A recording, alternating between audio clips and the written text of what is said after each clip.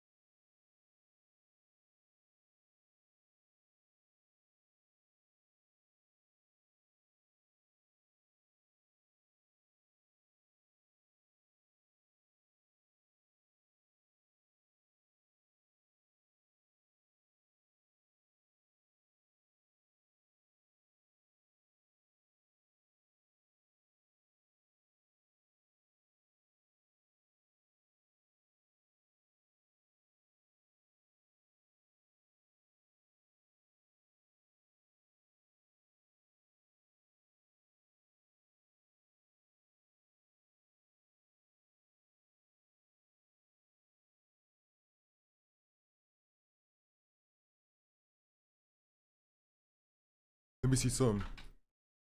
Okay, okay, okay, okay.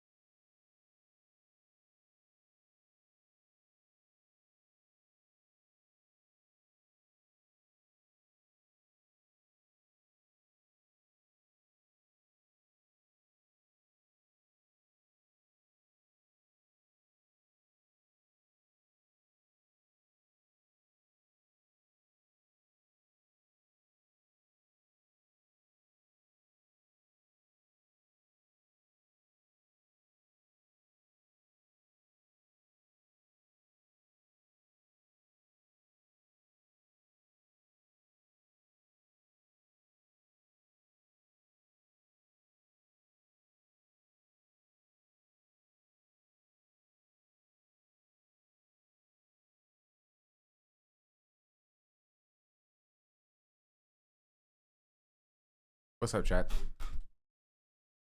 Hello.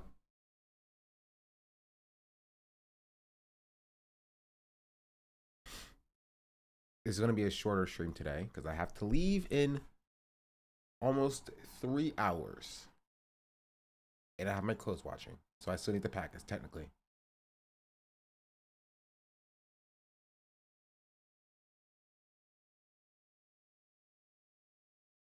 How y'all doing? What I missed? What did I miss in the time that I wasn't live?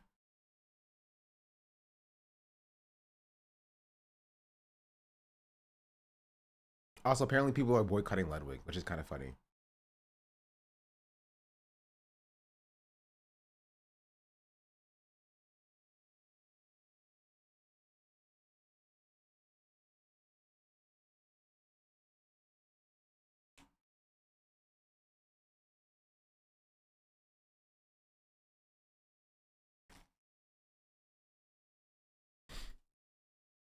Ludwig is BDS. That's kind of funny. Why? What did I miss with Ludwig? What happened with Ludwig? Ludwig, I don't know. I don't know what's up with that guy. I just opened his stream. He was talking about like yelling about Destiny, and I was like, that's kind of funny. But apparently Ludwig went live yesterday and decided to like decided to jump on Sean Exhausted. I don't know. Decided to jump on Hassan for the Collargate stuff. For some reason, I don't know. I'm not sure what the impetus of that was, like why it started. Why he's I mean, okay, so what I saw from what I saw,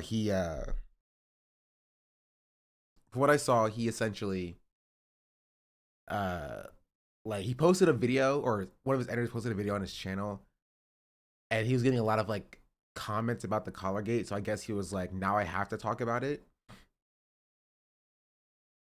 You know what I mean?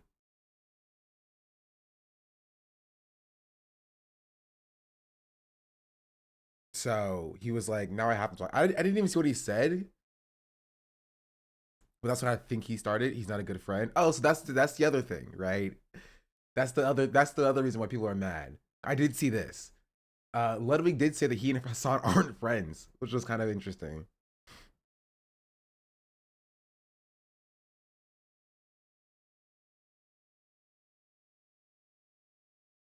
Yeah, he was. Does Hassan know that? I don't know. I guess so. But it definitely happened behind the scenes. No, I don't even think so. Right? Because he just classified Hassan as one of his streamer friends. as opposed to like one of his like real friends. And he named like Slime and uh the other Yard Boys, I think. The names I definitely remember and did not just forget. Free Nose, thank you for the prime, by the way. I understand what his goal is. He's gonna start drama. That is his goal, chat. Like, don't let anyone tell you that Ludwig is like anti-drama. Like, he put drama in the title of his stream yesterday. You feel me? Like, his goal is to start drama, right? His goal is to start drama but come out on top.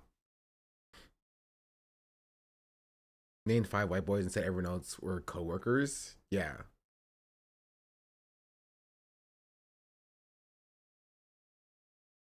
I don't know. I do understand that there being a difference between like streamer friends and like online friends, people like you collaborate with and play games with, and people that you like legitimately, you know, that are like legitimately like your boys. Right? I understand there being a difference there, but like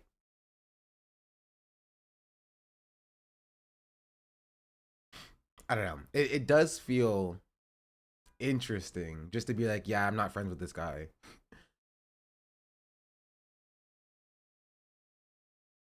Yeah, but they seem genuine friends. I don't think it's too parasocial to say. Don't ask me. You think I'm in these rooms with these people? Do you think I'm in the rooms with these people? The stream is also sponsored by AT&T, so him shitting on Hassan with that sponsor was something. It's like interesting to me. Cutie seems friends with this, Hassan and his family, and that may be the case. You feel me? That may be the case. The Cutie may be friends with Hassan. You feel me? Wasn't Letta at Murad's wedding like last month? I don't know. I don't know. Y'all would know more than I would know. I have like a job. um, but yeah. Also, Spiffy Juggins here for the 8 months. He also said our only real friends were Caroline, Maya, Sam, and Taylor. Taylor Swift? I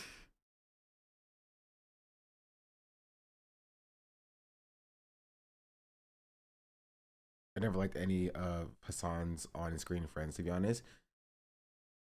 This may be shocking to you, chat, but like, this is just how streamers are. Like, people were like surprised by this. I was not at all surprised by like Ludwig not proclaiming Hassan as a friend, right? That's how streamers are. Streamers just right at most are like content like buddies who create content together, right? And they have their core friend groups that they hang out with, but like, you know, intergroup collaboration is only for the extent of making more money, right? Building your audience size, growing your social capital, maybe doing cool events, right? You'll be very hard pressed to find people who are genuine in trying to like build connections with people in this space. You're gonna find that in like the smaller streamer ecosystem, right? Like your smaller VTubers. There are also clout hungry VTubers. Don't get me wrong. I see it on Twitter all the time, right? But like your smaller streamers, like they're trying to build inroads and make friends in the space to, and like and collaborate, but they're not trying to like legitimately make friends at the top of the ecosystem. Why would you? You know, you made it, right? And so you're like friends by happenstance as opposed to like friends by or friends by circumstance is actually the phrase. That was talking like Hassan slapped his mama. That's so funny. I'm not surprised by it because the way he talked about content Hassan previously years ago already hinted that he didn't see him slash them as friends. I will say that like there's no reason, right?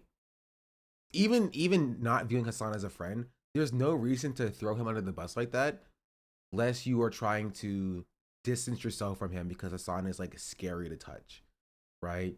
Like, cool, you don't see Hassan as a friend. Why did we need to know that? You know what I mean?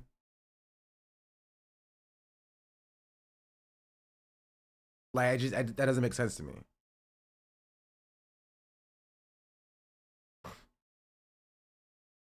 He's in the trash chase method. To be fair, Ludwig trash chase did the Ludwig method. So listed House of a Friend on Wine about it 2 weeks ago. Why is he saying this now? Did he? Okay, send that to me. Send me the episode.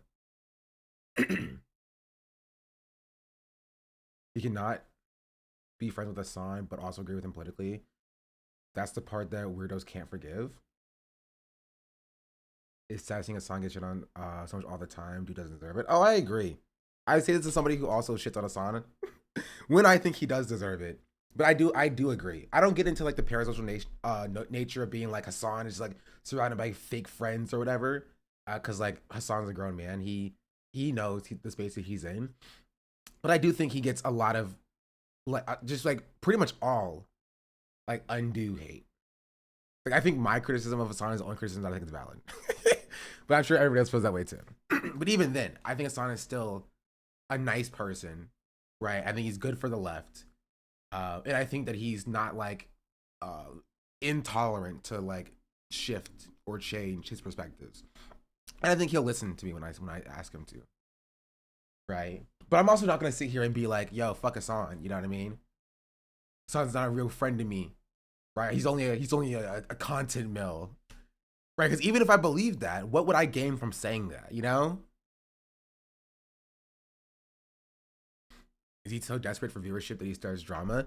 Ludwig, no. I genuinely, I don't think so. I think he just doesn't like people in his comment section asking him to talk about Hassan. Also, I'm sorry, they were 22 months. But I like genuinely, I think that's it. I don't think that, and we can watch the VOD, but I don't think that he likes people in his comment section asking him to speak about Hassan, you know, or to answer for Hassan. I think that frustrates him, you know, and he wants to be like, yo, leave me alone. I don't even really know Hassan like that, but which could very well be true, but that comes at the expense of like leaving Hassan out to dry. But doesn't do politics, right? No, he doesn't do politics. He'll do drama. He doesn't do like politics. He wants PR and HR handling that as a CEO, I guess. But he also wants to be just some guy when convenient. Ludwig's audience is somehow filled with D fans while also being despised by those people. Not really, right? Ludwig's audience is filled with like a specific brand of fan, and that is just people who just don't care about anything.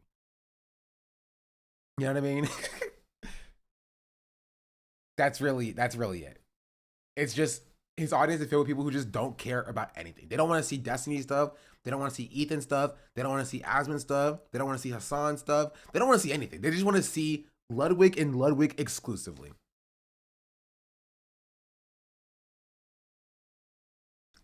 Can you just ignore the comments about Hassan? Yeah, but I think that's what he's been doing. But I guess for some reason, it got too much for him. You know, we can watch it. Like I don't have a lot of time today to do much. I only have like about 2 hours, right, or 3 hours to get through it. But like, we can watch it. I'm not opposed to looking at it. So I went to France for Ludwig in his race. That's how Ludwig treats him. Okay, I wouldn't go that far. Hassan went to France also for his own like opportunities and brand. He was casting the event that had like 3 million concurrent viewers, you know? So like, I don't think Hassan went to France for Ludwig, right? Like, I don't think that's correct either. Right? Yeah, also Hassan is a friend with Squeezy, more so for Squeezy, yeah. Like, I do think it's a little snaky. To be fair, to be entirely fair, I think it's a little snaky. I think it's snaky. I think Ludwig snaked out a little bit. Just because I don't think his feeling is invalid. Like, you don't have to view Hassan as a friend. Like, I'm not being like, you must view Hassan as a friend or else you are a bad person, you know? But I do think that him saying it on his streams does serve a purpose, and the purpose is to potentially distance himself from Hasan.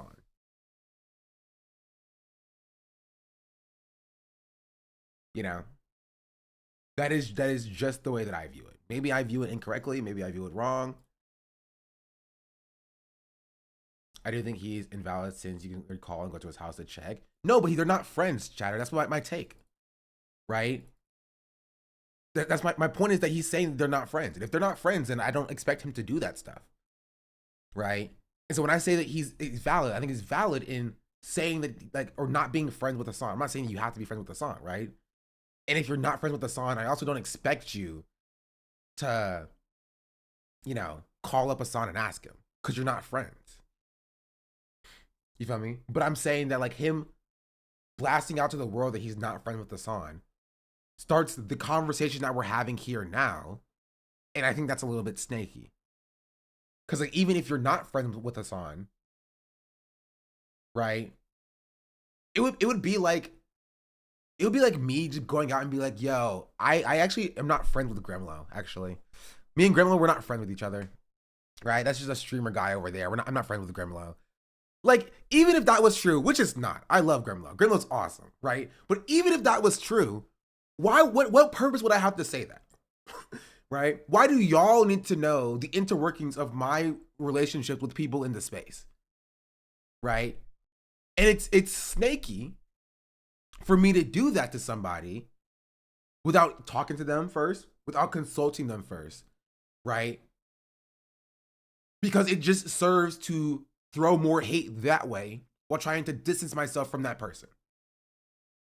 Like, why would you do that? It doesn't make any sense.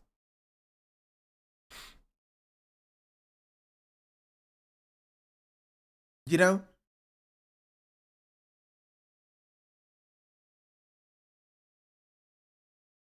So that's the way I view hello? Why is this not snapping? Oh, wait, there it was.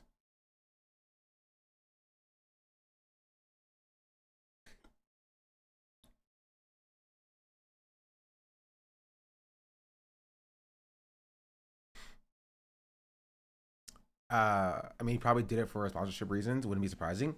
No, that doesn't make sense, chatter. I hate to be the one to break it to you. That doesn't make sense. No sponsor will dictate you have to say you're not friends with Hasan on a live stream. That's just not the case. This is a decision that Ludwig decided to make himself. You see the mega thread on Reddit about Cutie and Maya because it's sad? No. See, I don't be on Reddit like that. The only time that I'm on Reddit is when I open up Leftovers H3 to see what Ethan Klein said before my stream, just so I can be aware. That's all you got from me.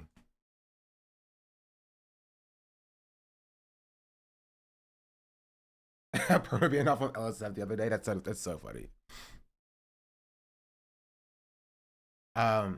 Anyway, does anybody have a link to the Ludwig clips?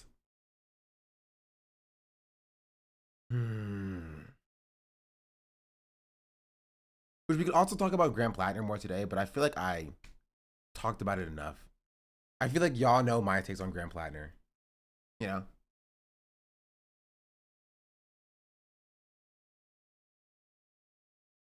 No more Platinum, please.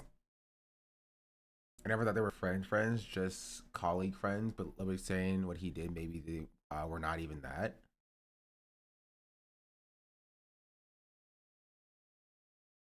Is this reaching to think that he cleared up with Hasan because of what you guys are saying? Oh, this is cold. I mean, I'm sure he could have, but if they're not friends, I don't see why he would have. you know what I mean? Like, yeah, he could have cleared it with Hasan, but if they're not friends, I don't see why he would have.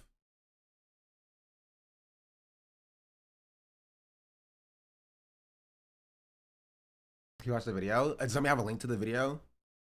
Do I just have to pull up his VOD? Please don't tell me I have to pull up his VOD.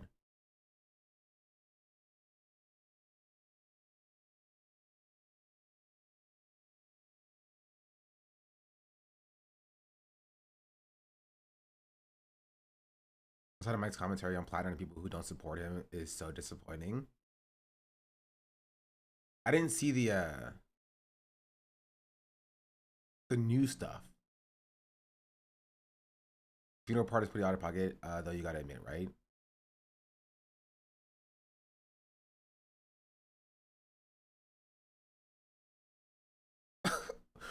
Why did both of the clips you sent me have titles that are just out of pocket?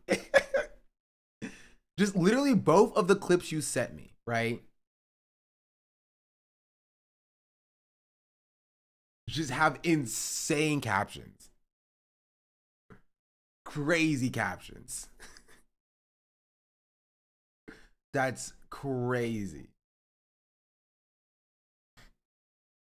You see the clip of Daily Show interviewing the co-chair of this, what, the CPUSA, as in like the Communist Party of the United States of America? Like that CPUSA? Is the CPUSA, does it have any emotion? Like, do people still talk about CPUSA?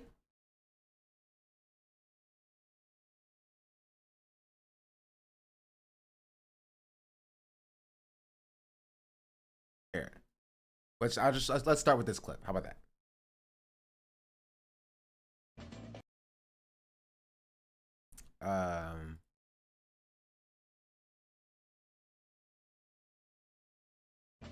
Do I think Hassan shocks his dog? I have no fucking clue. I think he lied about having a shock collar. I think he 100% had a shock collar based off what's on my For You page. Maybe I'm getting psyoped. He's adamant that he hasn't shocked her. But that 100% is a shock collar, as a fact. I feel like that shit is 100% a shock collar. But I got no clue.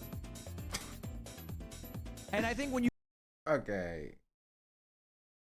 Honestly, this is less like Ludwig being a snake and just Ludwig being like Ludwig.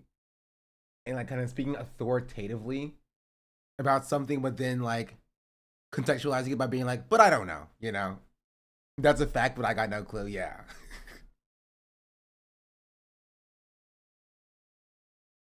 You come in and you say, oh no, you're gonna get the Hassan call now. I think like you are like genuinely pathetic. Like you are still pretending to live in a universe where it is like brave to speak out against Hassan, as if that is not like the popular side to be on. Truly, I think it's pathetic. Lumi, what's up? I would even say that. So dumb.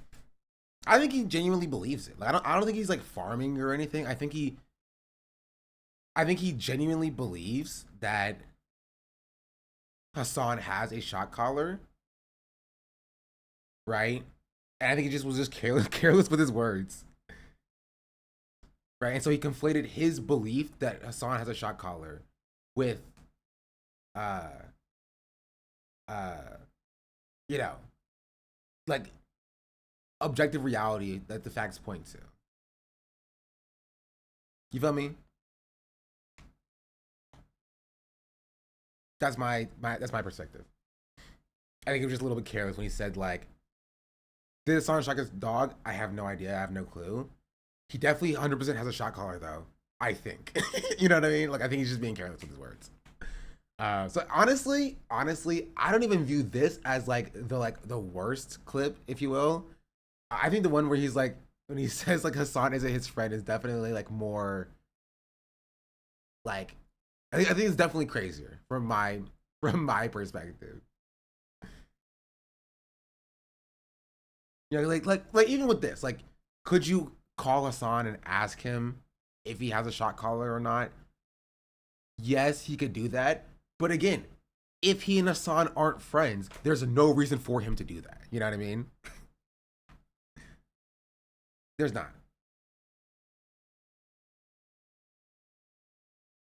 Whereas Cutie, yeah, but again, if he and Hassan aren't friends, there's no reason for him to do that. What happens for them to not be friends anymore? Does anybody have the other clip, the friend clip?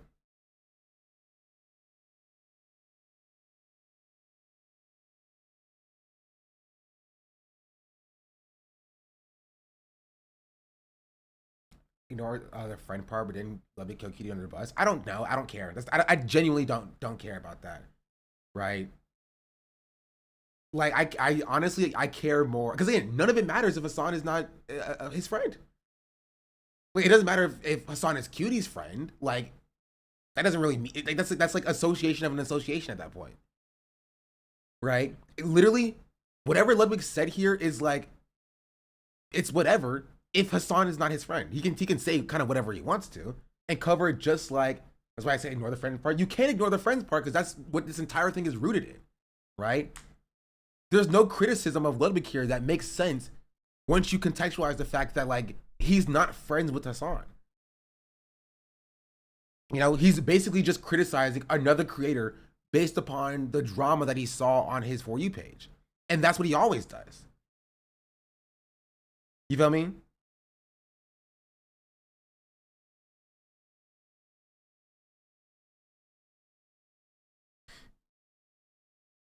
So you guys are having this expectation of like, this is the way Ludwig should act.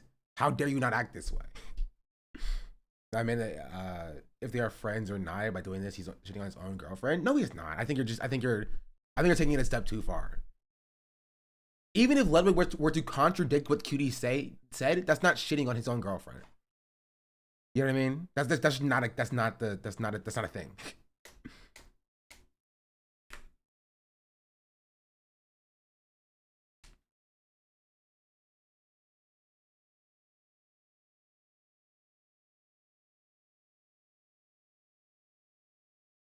But he knows him IRL and knows how much hate Hassan is getting, and it doesn't matter if he's not friends.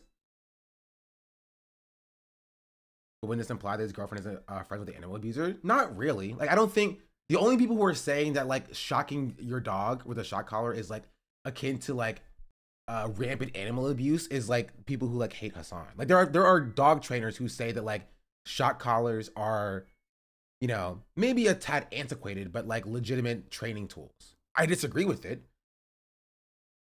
You feel me? But like saying, does Hassan shock his dog? I don't know. Even saying yes, Hassan shocked his dog is not saying that like Hassan is an animal abuser, and my girlfriend is friends with the animal abuser, therefore she defends animal abuse. Like that, I think you're going too far down that logical line. In my personal opinion.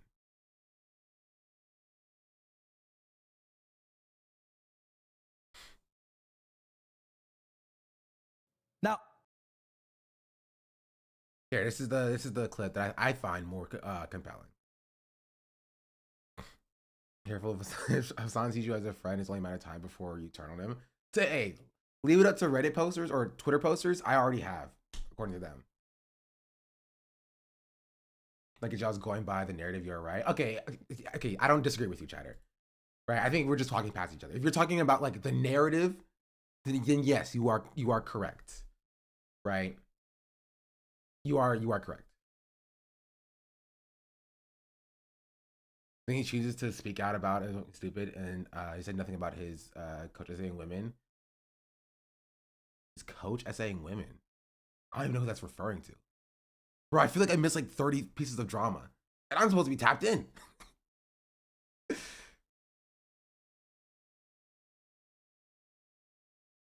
now, Mango? Oh, Mango is Ludwig's coach? Okay. His Pokemon coach, DRXX? Oh. No, didn't Ludwig talk about that?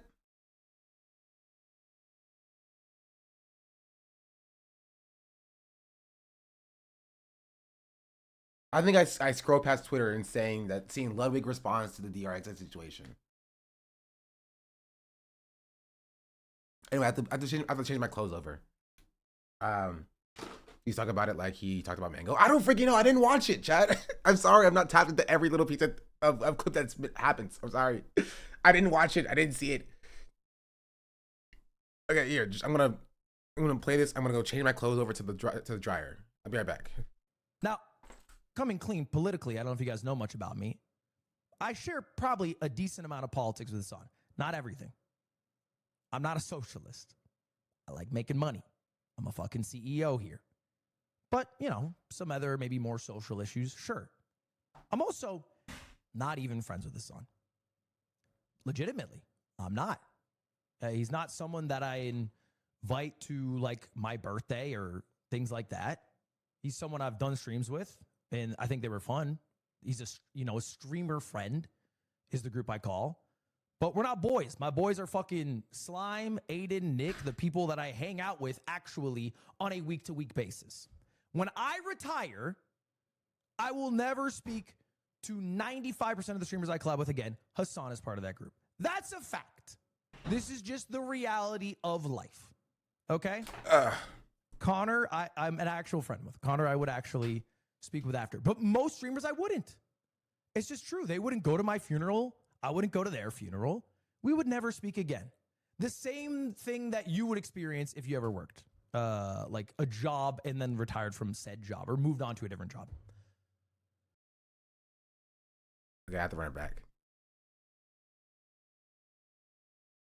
Now, coming clean politically, I don't know if you guys know much about me. I share probably a decent amount of politics with Hasan. Not everything. I'm not a socialist. I like making money. I'm a fucking CEO here. But, you know, some other maybe more social issues, sure. I'm also not even friends with Hasan. Legitimately, I'm not. He's not someone that I invite to like my birthday or things like that. He's someone I've done streams with, and I think they were fun. He's a streamer friend is the group I call. But we're not boys. My boys are fucking Slime, Aiden, Nick, the people that I hang out with actually on a week-to-week basis. When I retire, I will never speak to 95% of the streamers I collab with again. Hasan is part of that group. That's a fact. This is just the reality of life. Okay? Connor, I'm an actual friend with. Connor, I would actually speak with after. But most streamers, I wouldn't. It's just true. They wouldn't go to my funeral. I wouldn't go to their funeral. We would never speak again. The same thing that you would experience if you ever worked like a job and then retired from said job or moved on to a different job. So my group just uses as a prop too. Honestly, if you go down a list of like people that Ludwig collaborated with, I think that there will be honestly more people than you would think that ends up in like the friend space, right? And it'll kind of feel like Hasan is like not the lone person, but like one of the few people that like ends up in the streamer friend space, right? I think this is just a way for him to say that Hasan is not his friend, which again I don't think is inherently unfair. Like I'm not saying you have to be friends with Hasan. I just think that like saying it on this stream where you're saying Hasan shocked his dog or whatever serves a purpose. It serves a purpose. There's a reason why he's doing it.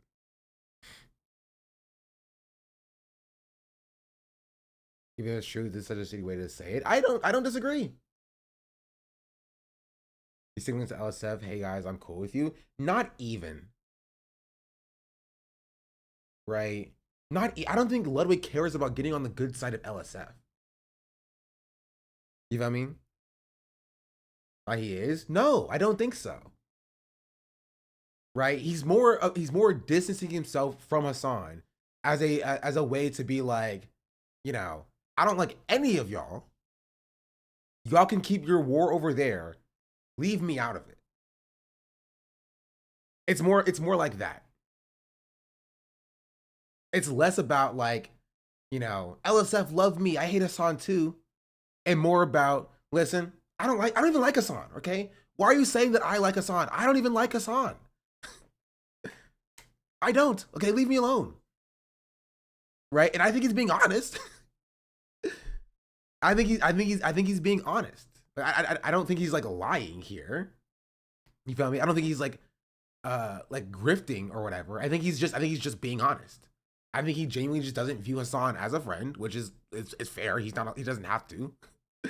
Right? I think he's doing it as a way to distance himself from whatever drama Hasan is a part of. That's just the way I view it. Right? My take is purely, and where it becomes like an issue for me, is that it feels like just a shitty thing to do. Even using his analogy of like office friends, you don't go to the like office Christmas party and be like, dog, I'm not even friends with Jim. Or he talks to me every day and I talk back, but But like, after I leave here, I don't like I won't even I will never talk about Jim again. You know, and you're like in the middle of the office Christmas party, raising your voice. That's kind of fucked up. That's mean. Right? That's just a mean thing to do.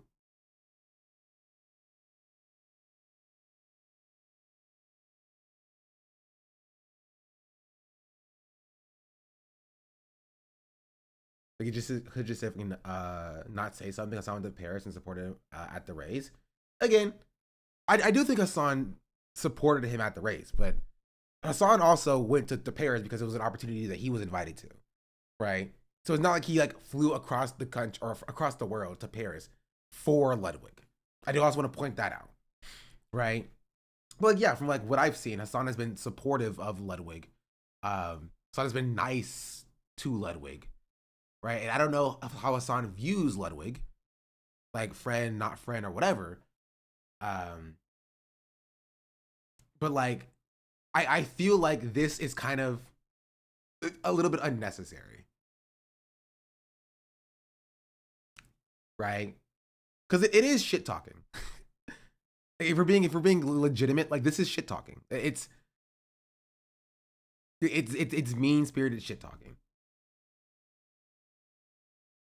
right? It's again using the office analogy. It's like your coworker that you talk to and you're cordial with gets called into the boss's office and gets reprimanded, and you're like, oh, I actually never hang out with this guy. You know what I mean? We never hang out, and you eat lunch like once a week together. Not every day, not on your best friend shit, right? But like you eat lunch like once a week, maybe once every 2 weeks together. You're cordial. You say hello when you see each other in the office. You know, I don't know. You went out for drinks a few times, but when that coworker gets reprimanded by the boss, you're like, I've never hung out with him before. I don't really know who he is. He's just a coworker to me.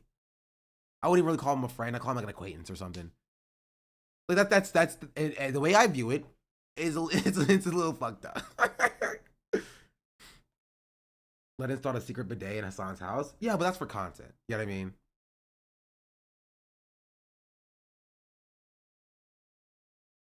They don't hang out though. As far as I know, GP Explorer was the first time they hung out in a while. I mean, I'm not gonna litigate because again, neither of us, you and I, we don't know the intricacies of how much they hang out. We just don't. We have no idea. Right? So I'm not going to analyze like how good of friends they actually are. You feel me? I don't think that doesn't mean anything to my point. My point is that even if you aren't good friends, I think it's fucked up to say this on like a large platform or whatever. Even just from like a human perspective. You feel me? It feels mean spirited from my perspective. Yeah, unprompted. That's how I view it. If you again, it can be accurate, it can be true, it could be how Ludwig genuinely feels. It feels a bit mean spirited, right?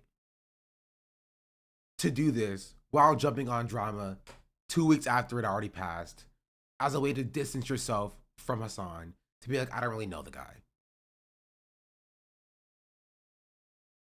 You know, I just, that's how I view it.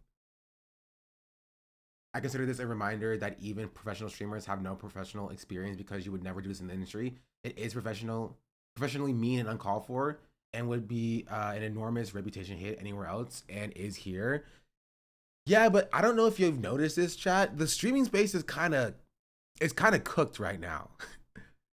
When it comes to interpersonal relationships, when it comes to events, when it comes to like, it's kind of cooked. So like, I don't know if it's gonna be the hit that like we would expect this to be. Maybe like 3-4 years ago, it genuinely would have been a hit. Right? It would have been like you're shitting on somebody that you publicly associated with that you've seen as a friend. you know, maybe you're not like a good friend to me and it'll be like a fractured thing, but like it's not that time anymore. You feel me?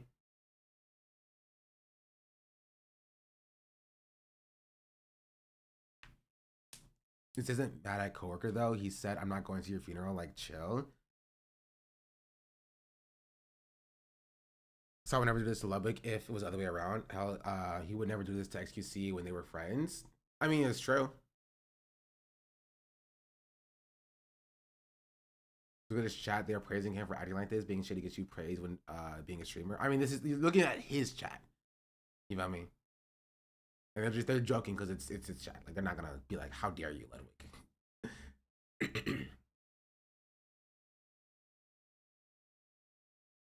So the battle lines are already well established, so it won't amount to much. Yeah.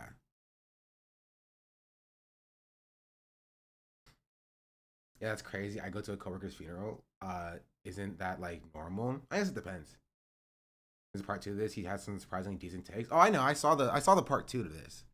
Like, I saw the stuff about like Destiny, and he was correct about a lot of that stuff. Right? I just think that like Insanity J. This part was just kind of unnecessary. If I had to label it as such. You know what I mean?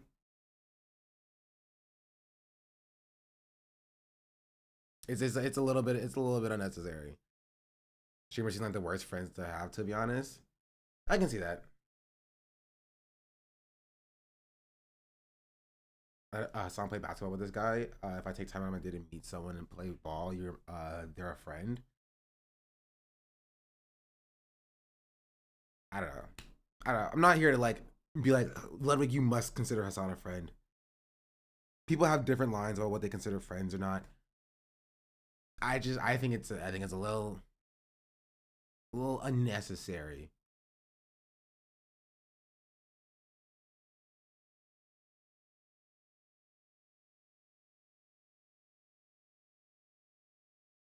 You know? You fear him, but where Hassan tells Cutie he won't show up to Ludwig's funeral because of this comment. Yeah. I don't know. It is kind of crazy because like when someone from high school that I knew passed, that I wasn't like direct like best friends with or whatever, but I knew this person, I interacted with this person. I went to his funeral. Like it just that's just kind of what you do.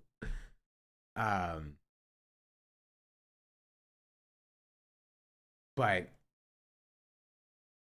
I don't know. I'm not saying that he should be forced to go to Hassan's funeral or Hassan should be forced to go to his or whatever, but it is. I don't get it. I think this may be another example of like Ludwig just did not, choose his words very carefully. Jacob, who said, R.I.P. Hassan, had to make you stop posting, which is something that I have had follow me for some time now, and I wanted to talk about. Jellywig likes to talk about drama again. Let's talk about some shocking news that has happened on Twitch. Talking drama if it isn't Hassan, blah, blah, blah, blah, blah, blah, blah. Okay, a lot of people don't like when you talk about anything that isn't Hassan, right? You're not allowed to talk about Emiru in until you talk about Hassan first, okay? You have to have your appetizer before the entree. I don't know. I think a lot of people's lives live through the lens of Hassan, and then you can talk about something else afterwards. Now, I wanted to talk about that because this comes from a video that I uploaded almost 2 years ago. I think it was end of February 2024. This is the reason why this happened. All right, I uploaded this video called Huge Streaming Drama. Now, the reason I uploaded this video is because it was February 27th. I had a sponsor and I wanted to make a lot of money. So I uploaded a video that talked about really not much. It was a filler video, but Hassan saying that streaming is harder than a 9 to 5. I poked fun at Hassan, and then I went on to do a sponsored ad read. I forget for what sponsor.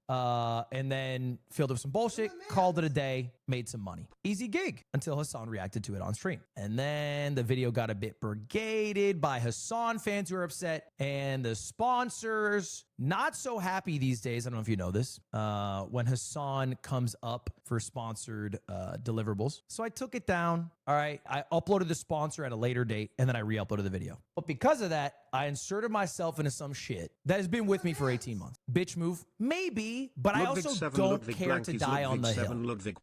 I don't think I was like making a poignant statement about how I disagree with Hassan's politics. I think it was the equivalent of, haha, Hassan said 9 to 5s are easier than streaming. Anyway, check out this sponsor. So it's not like a moral hill that I was here to die on. It was, hey, I will say, like, maybe this is from hindsight and just seeing at how bad the haters have gotten so far.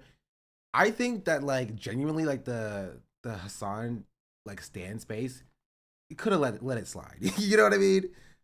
Just a little bit. To be fair, like, Hassan was also upset about that, which I think that's, you know, that's just one thing. But, like, I feel like we have to choose our battles a little bit.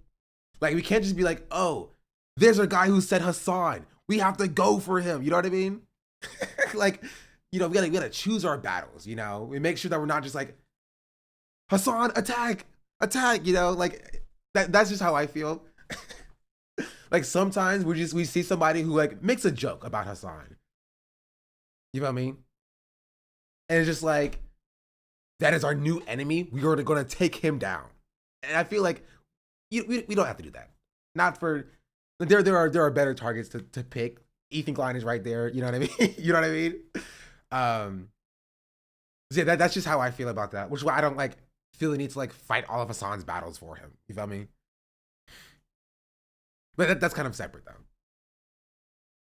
I don't want to deal with the brigading from Hassan fans. I'm here to do this for a paycheck, so let me delete it. Was it the right move to make? Probably not, but it's the move I made at the time. It is what it is. I'm not that hung up on it. That was 18 months ago.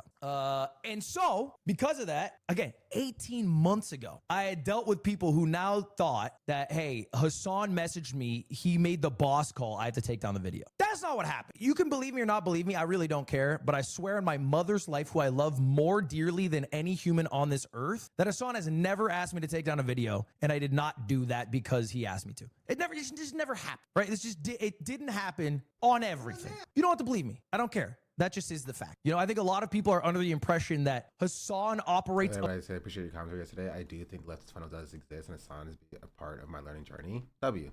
A cabal of LA streamers and is an all-powerful being, and that's why people don't speak out. I don't know where this delusion comes from. The culture war was won by the right-wingers in the November election of 2024. It is more popular to hate on Hassan than to stand by him. But for some reason, I feel like people are under the impression that the inverse is true. Nope. No, he's right. He's correct. Like, he's correct. Like, this is true. It is more popular to hate on Hassan than defend him. Like, that's right. Like, which is why I also think it's silly. People are like, oh, like, Ludwig is getting paid. Or, like, even not even just Ludwig, but, like, oh, look at all the streamers who Hassan is like paying to like speak on his behalf, or like Hassan is like enforcing his will to be on, like, to make these streamers like defend him or whatever. Like, he's correct. He's right. That's why he flipped. That's funny. That's funny. But yeah. I think a lot of those people are Hassan fans. No, he's not saying that these are his fans. Ludwig is saying these are haters. He's saying that it is popular to hate Hassan. Defending Hassan is not a popular position. So it makes no sense to think that the creators are trying to get clout or whatever by defending Hassan, because defending Hassan is unpopular, right? He's correct, right? Defending Hassan is unpopular. And so it doesn't make sense that like, oh, this like Hassan is like the boogeyman, and he's like scary for all of these LA streamers, and nobody can ever talk bad about Hassan because Hassan, you know, he has them by the throat, being like, you must defend me. Because it's not popular to do that. It's popular to do the exact opposite. You can make it a Hassan bad video right now and get 1 million views easy.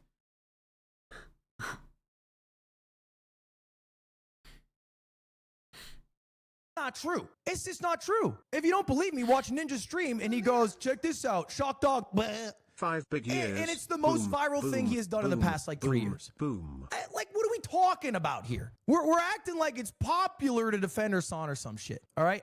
And I don't understand why. Now, coming clean politically, I don't know if you guys know much about me. I share probably a decent amount of politics with Oh, Hassan. so this Not is everything. the same clip, I guess. So I keep I'm not a socialist. I like making money. I'm a fucking CEO here. But, you know, some other maybe more social issues, sure. I'm also not even friends with his son. Legitimately, I'm not. He's not someone that I invite to like my birthday or things like that. He's someone I've done streams with, and I think they were fun. He's a streamer friend is the group I call. But we're not boys. My boys are fucking Slime, Aiden, Nick, the people that I hang out with actually on a week-to-week basis. When I retire, I will never speak to 95% of the streamers I collab with again. Hassan is part of that group. That's a fact. This is just the reality of life, okay? Connor, I'm an actual friend with. Connor, I would actually speak with after. But most streamers, I wouldn't. It's just true. They wouldn't go to my funeral. I wouldn't go to their funeral. We would never speak again. The same thing that you would experience if you ever worked like a job and then retired from said job or moved on to a different job. So anyway, this is the reality. So back to the first question, why don't I upload on Mogul Mail? Why don't I do it? And if you followed me, if you're actually a fan of me, you know the reason. You know the reason. In fact, if you look, this is 2023, all right? This is the peak uploads for Mogul Mail. Every single one of these little dots here is an upload, all right? And if it says a number, that's, 3 uploads. 1 upload, 2 uploads, 5 uploads, 2 uploads. I uploaded something like 70 times in 2023, okay? 2024 comes around. I still uploaded a little bit, but I have the amount of uploads. I uploaded maybe 35 something times, okay? And then this year, I've uploaded 1 video. I've uploaded 1 video, and I'm telling you right now, I'm never going to upload a video again. I've thought about it. I've almost cracked here and there, but after having some like internal reflection, I'm never gonna upload a video on Mogul Mail again. Now, why? Is it because I'm shackled by Hassan? Well, no. Even the video that you might be referencing that I took down where I mentioned Hassan in February was months before I stopped uploading. I uploaded dozens of videos after that.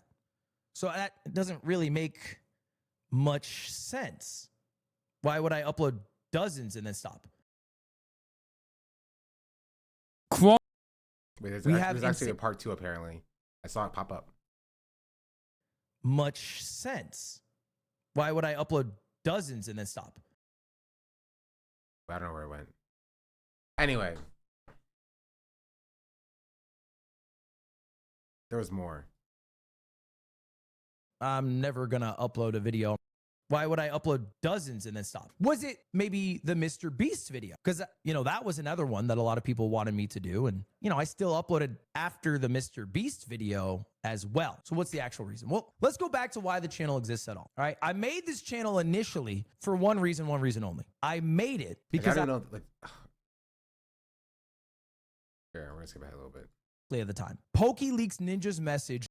By bit, the channel goes from maybe giving my personal insight about how I feel about something like switching over to YouTube, or my insight that I have as a streamer or YouTuber, to let's talk about whatever the drama du jour is. And then it just became full blown. And I caught myself getting lost in the sauce, making videos for the sake of making videos that get views. I basically cannot not get 1 million+ views on a video that, by the way, I don't edit. I do it oftentimes on my first take and then just fucking rip it. What the fuck is the difference between the channel that Mogul Mail became and Sunny V2?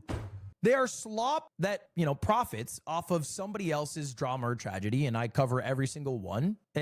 Oftentimes, I would argue in a worse manner because I'm trying to do it as quickly as possible. I remember a big drama coming up and thinking, I need to beat Pyro and Moist Critical to this. I remember thinking this. That is how rotten my brain had become. because I knew I were to cover a topic after them, it would get less views. That's how bad it became. And I lost control in the sense that I no longer had the jurisdiction to cover the things I wanted. I was now being told what I should cover by everybody. And the things that I was covering were not like things that were fun to cover. It went from, hey, let's talk about this silly drama with Gideon and Pokimane, to cover Dr. Disrespect talking to a minor, cover Sketch almost killing himself because he's been outed by somebody else, cover Ava Chris Tyson, being creepy in the situation, cover. See, the problem with Ludwig is that those things are still important to cover. The issue is he was covering it as it was drama. Like the fact that homophobia is so intense that Sketch thought like that the only avenue that he had before people stepped in was to take his own life, right? Because he felt that his career was over because he was outed, right? That is something that is important to cover, and we should cover that because that is the culture that we've created on the platform. And so maybe the issue is not the topics that you were covering, it's the way that it was being covered. Right? And we should talk about things like that and about how the culture that is created on the platform adds, right? And creates situations like that to happen.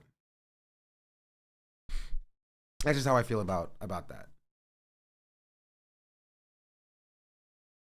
Cody Ko, statutory rape of Tana Mongeau that she admitted on stage. Cover Mr. Beast's mistreatment of his contestants. Like, that is what I was doing on like a day-to-day basis. And again, I wasn't doing it because I wanted to. I was doing it because if I didn't do it, I'm specifically scared to cover the Cody Ko thing because I did a podcast with him. That's what I was dealing with. And I'm also not doing a good job. I made a video, got a fuck ton of views, has 98.7% like ratio, called Twitch is Collapsing. All right. And this was about Trainwreck's bombshell tweet, now totally debunked, about Mizkif and I forget whoever else was involved. And I made a video about it that was like incredibly damaging. It was just not at all based in fact, because you don't have fact when you make a video based off of tweets that are completely made up. I had a corrections page I'm sorry. Hold on. Did I watch a different clip here? Did I watch a different clip from a different stream here? Hold on, I need to run that back. At all based in fact, because you don't have fact when you make a video based off of tweets that are completely made up. Do I think Hassan shocked his dog? I have no fucking clue. I think he lied about having a shock collar. I think he 100% had a shock collar based off what's on my For You page. Maybe I'm getting psyoped. Is that not like the same shit? Like literally the same shit he just described him doing here. Like verbatim, the same exact thing he just described. And I'm not even saying that you can't come to the conclusion on your own that like Hassan owns a shock collar or whatever. But like he just literally just described, like, I felt like I was doing drama for the sake of drama, and I was just getting stuff from like fake tweets and online posts without doing my own research. And he was like, listen, based upon my For You page, Hassan definitely shocked his dog. He got a shock collar on Kaya and he definitely shocked her. Like, it's a little bit funny. That's a little bit funny.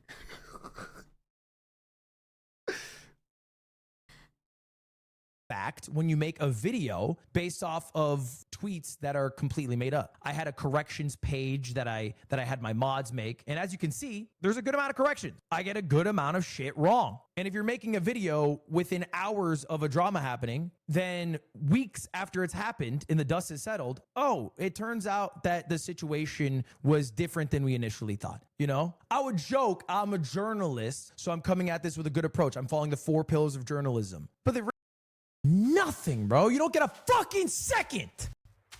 You don't get a second to chill.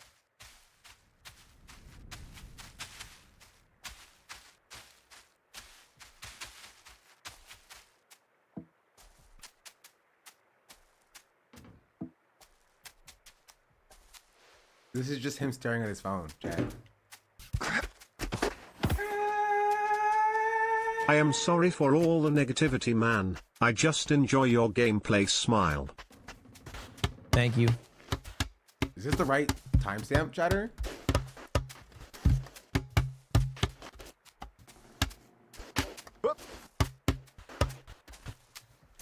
Yeah, I don't know how exactly, but I have somehow been deeply attached to the Hassan dog collar situation. To the point where Michael Reeves and I were hanging out yesterday. We went to a haunted house. And he was telling me, he has a Patreon if you don't know. A Patreon member unsubscribed from him because they said, I cannot in good conscience say subscribe to you when you are so close to Ludwig, who is so close to Hassan. Chatter, you keep sending this. I'm literally watching your link right now. I'm watching it. It's on the screen. I've literally clicked on it when you first sent it, and I immediately opened it up. And I'm watching it. It is currently on the screen right now. Right now. We've been watching it for 30 seconds.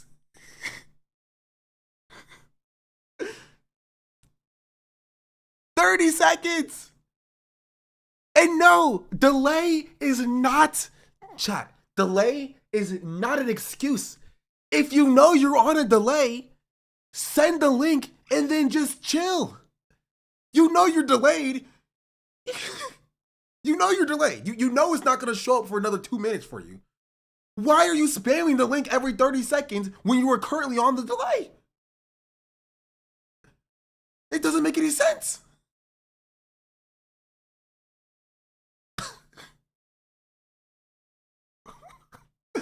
It doesn't make any sense. And the chatter just said nothing else. Just said nothing else. Maybe they're still on the delay. Maybe the chatter is still on the delay currently right now. And for the chatter, I finally clicked the link. Right? For the chatter, I finally clicked the link and now I'm watching the link. And they're just like, ooh, finally, third time's the charm. Even though I literally clicked it the first time.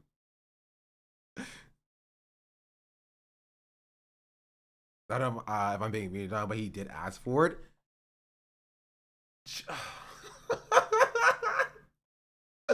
Oh, I'm gonna go insane. I'm going to go insane. My stream was behind. Okay. Yeah, they're so delayed. They're so delayed. I'm sorry, chatter. They're like 2 to 3 minutes behind. That's crazy.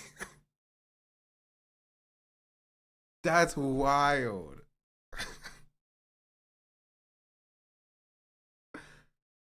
Okay, let's continue. You are so close to Ludwig, who is so close to Hassan. And so I have to unsubscribe. So I paid for dinner for Michael yesterday because of that. But how many degrees of separation are you going?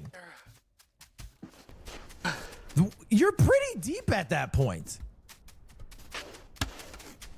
I wouldn't even call that guilty by association.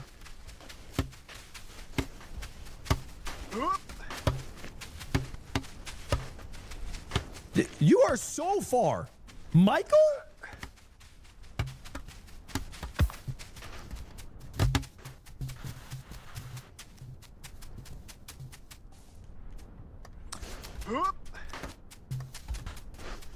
That's my bad, Eliana. That one's on me.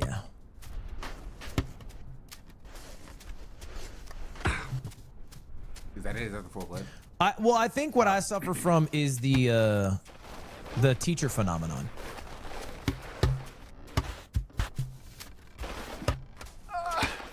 I've long held a huge distinction between my actual friends and then my streamer friends. I've very, very few friends who are streamers in reality. Mostly because Slime makes fun of me anytime I hang out with the streamer. So, you know, that might have been part of my guilty conscience all these years. Anytime I hang out with the streamer, I think of Slime being mad at me for not hanging out with him. But much like a teacher, all right, what I do offline is irrelevant. My whole life, I think through people's lenses, I'm best friends with, I'm assuming as people think, Sea-Dog VA and Squeaks. And then my like next follow-up is like Hassan and Valkyrie and Fuslie. and that's probably the 5 people I hang out with the most. At least people do know that I hate Lily Pichu and think she's a bitch. That's the only thing that people have at least accepted. You're not friends with these people? No, he's streamer friends with these people.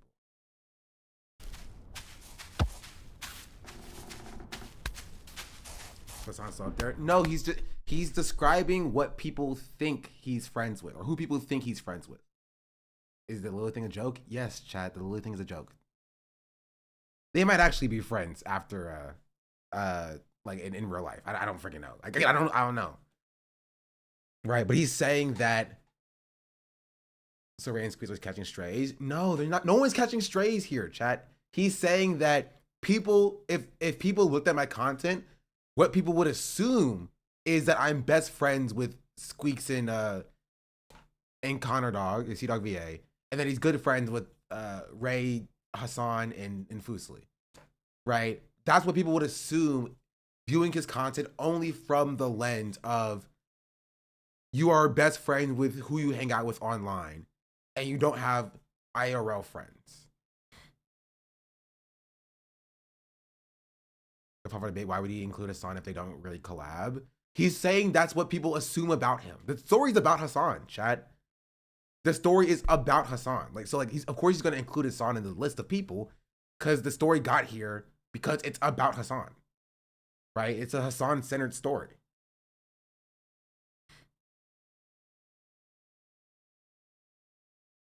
Chatter's looking dumb. No, chatters have a hate boner for Ludwig. And they're doing the thing that like people like that chatters do in every community when somebody they hate and that they are incapable of understanding when they joke. That's it. They're like, oh, I hate this person. They are unable to make a joke. They're unable to everything they say must be in complete sincerity because I hate this person. Right? And that leads to them looking very silly. I said this before, right? Like even with like freaking Destiny, people are just like unable to understand when Destiny is not being serious, and you look silly when he's very clearly being serious, and you take it at face value, being like, "Oh, look at he said this thing. He said this thing. Oh, wow, that's so crazy." It's like, no, he's very clearly joking, and he's rage baiting you in an attempt to get you to take him seriously, so that you look silly, right? Like people that you don't like are still going to tell jokes, right? And not be serious.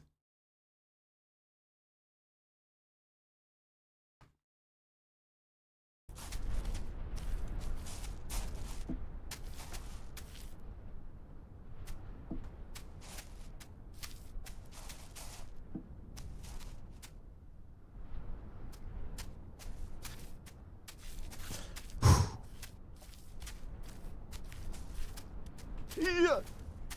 All right. Is that it? Is that the entire clip? Anything to keep a woman down, so of course Lily's a bitch. That's not it. Okay, I think that's the entire clip. Anyway. Yeah. Gonna wait 5 minutes until the chatter catches up? True. Yeah, that's the Ludwig stuff. Time is it? I have about 2 hours till I have to believe.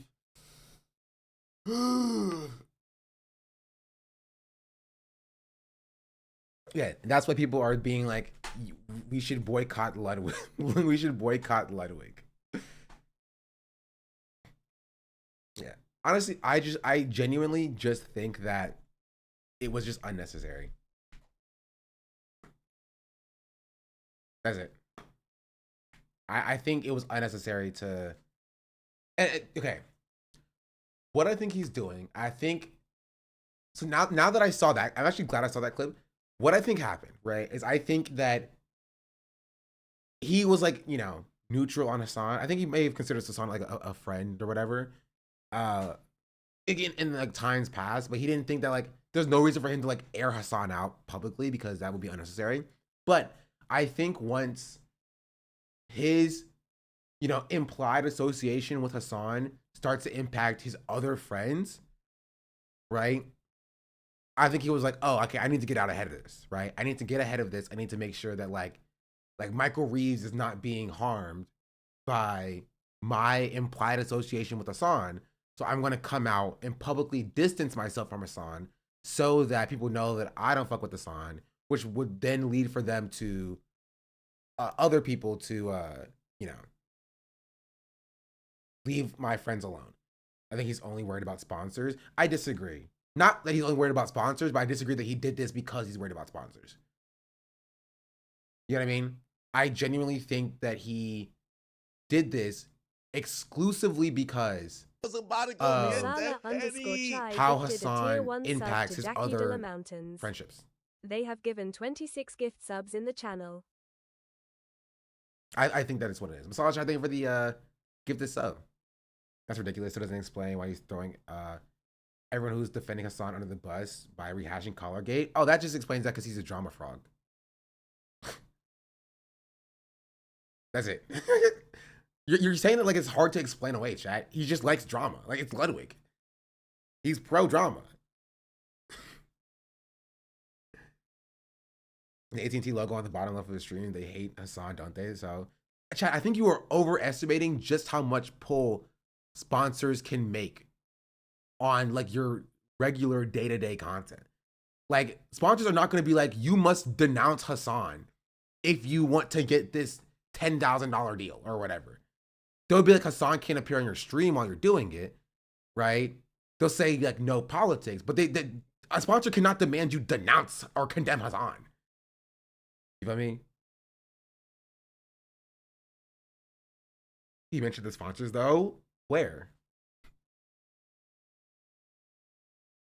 But I think Hassan's not getting invited to events because of because of sponsors. But I don't think like sponsors are requiring Ludwig to say that he's not friends with Hassan.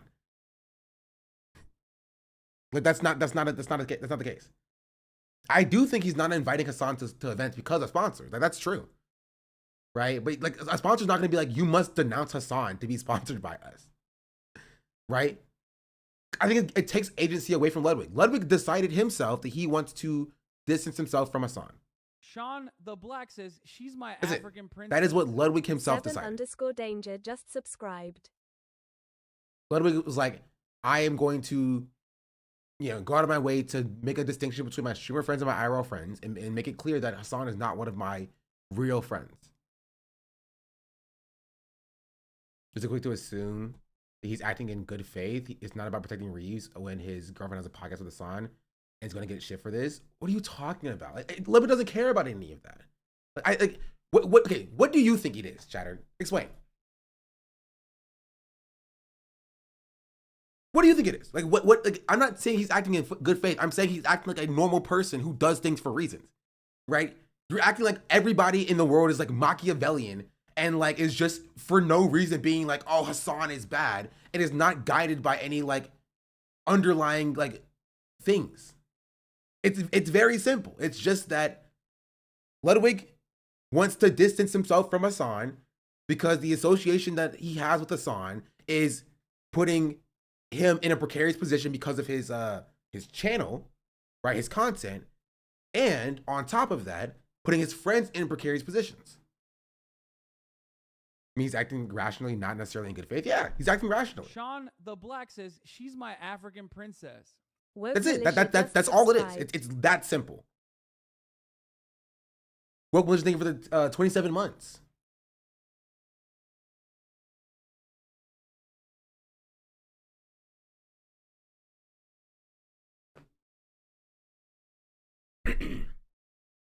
I'll tell you what this legal document is sending me. I'm not clicking that.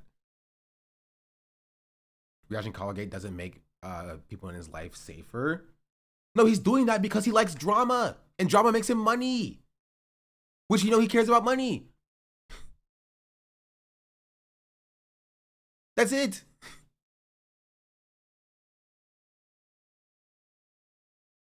And those can simultaneously be true. Right? It's simultaneously that, like, he jumps on Collargate when granted that everything isn't exactly rational. Yeah, no, it's rational in the way that it's like the logical conclusion of your mindset when you're based in making, like, money.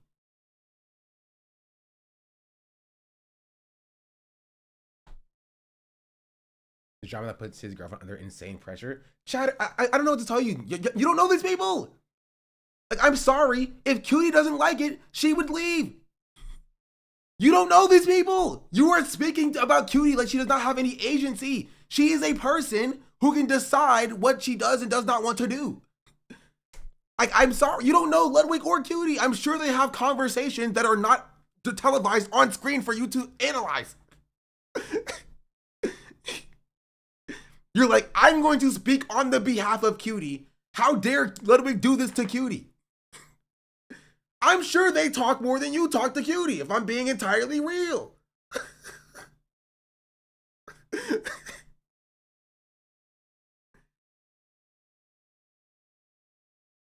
Cutie person explains that she's gonna get a lot of hate with this whole thing. Yeah, and I'm sure Ludwig is aware of that. And I'm sure they had this conversation. Chatter, you don't fucking know her. I'm sorry. You do not know her. You don't know her. You don't know her. You don't know her. I'm sure Ludwig knows that better than you do.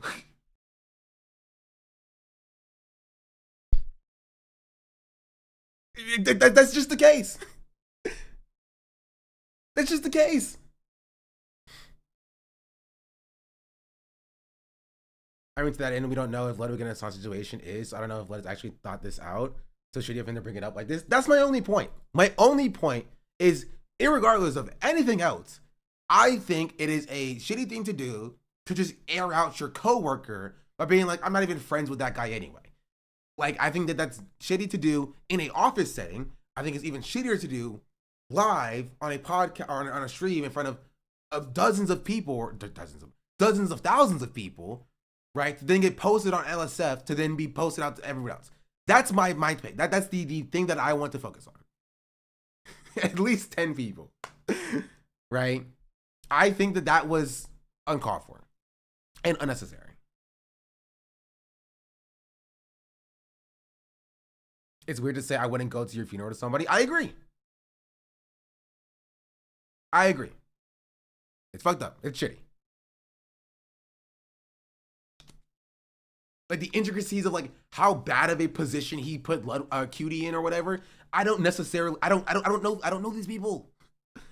I'm not going to speak to their relationship about how Ludwig put his girlfriend that he definitely hates in harm's way and didn't really consider her feelings or whatever. When I don't know these people, I am not in their conversations. I'm sure they talk outside of stream. Which is why I don't engage with that parasocial situation, right? What is true, regardless of all of that, right, is that I think it's shitty to air out even an acquaintance of yours, right? But being like, I'm not even really friends with you, by the way, in front of so many people as a way to distance yourself from them, to protect yourself. I think that's a shitty thing to do, is how I view it. It is. And it's extra shitty to be like, I won't even go to your funeral. Right?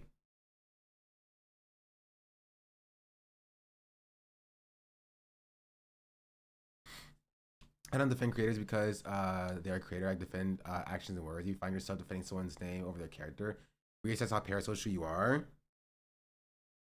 Drone. Show the LA group chat you're in with them.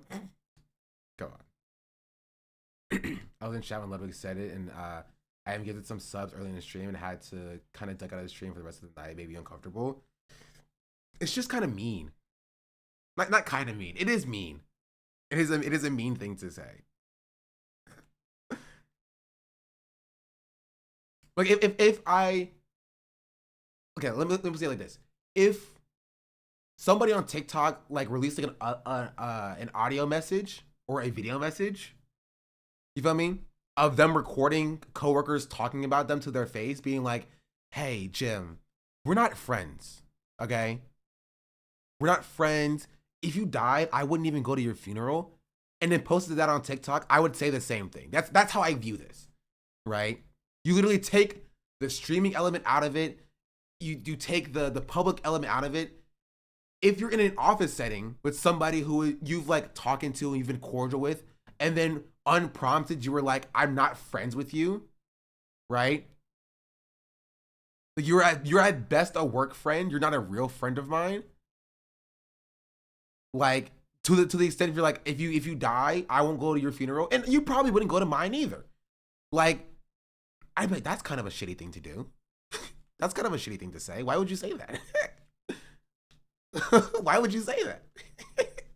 That just feels mean.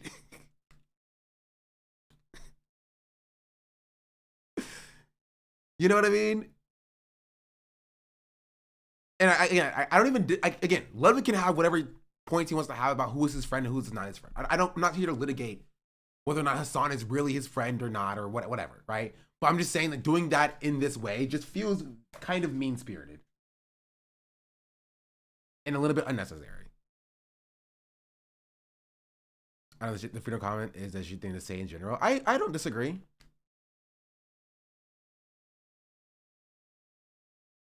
I don't disagree.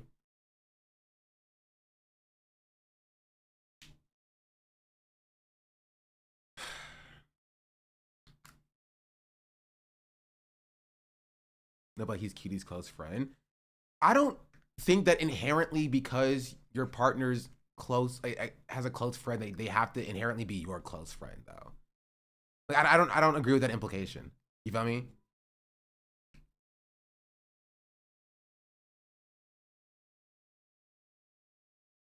You know, you can not like your partner's close friend. That's fine. Like that's okay. Like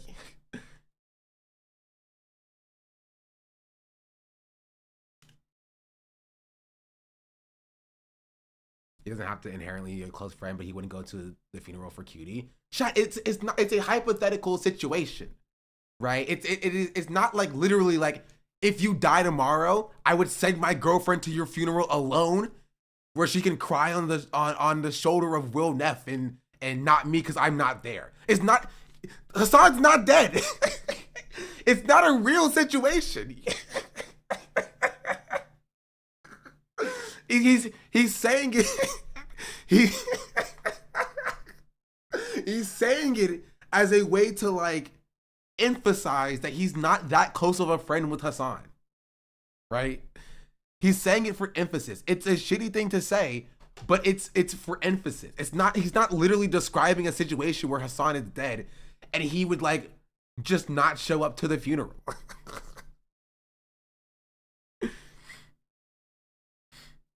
Okay, but John, you soothing Austin, not crying on Will. I can see that. I can't believe Lubna killed Hasan and wouldn't even attend his funeral, even pissed on his grave. Yeah.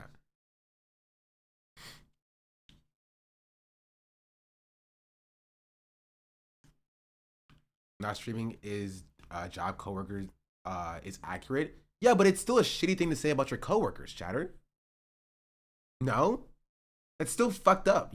I wouldn't say that that's okay to say about your coworkers or your acquaintances, right? That's just not something that you like, publicize.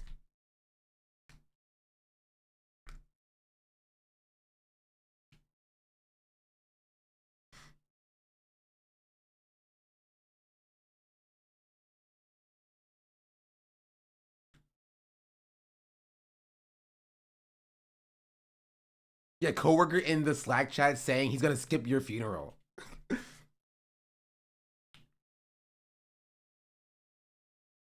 I bet it's incredibly rude to say. Yeah, I go to my coworkers' funerals. They're gonna be brought up in the next year end. I mean, maybe. I don't know.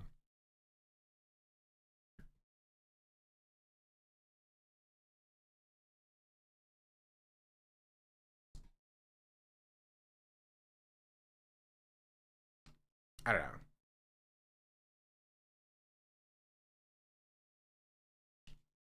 Didn't let me go over to his house a number of times. I don't freaking know. I'm just, regardless, I don't care if Ludwig met Hassan a single time. It's still fucked up. That's my position. I don't care. I'm not here to litigate exactly how good of a friend, how good of friends Ludwig and Hassan are. It doesn't matter to me. Like, it's still I don't care if they've never met. I don't care if they actually aren't friends. It's still fucked up to say unprompted about somebody. Completely unprompted about somebody. It's not very nice. It is a not nice thing to say.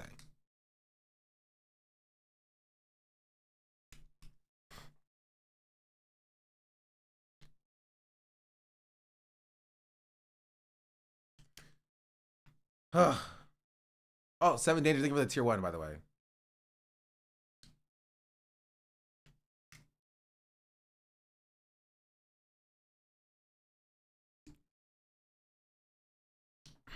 Yeah. Stop. I was literally about to read that too. I was literally about to read it. Anyway, that's the Ludwig situation. I don't think there's anything more to say. Oh, he did come after Destiny, which I thought was kind of funny.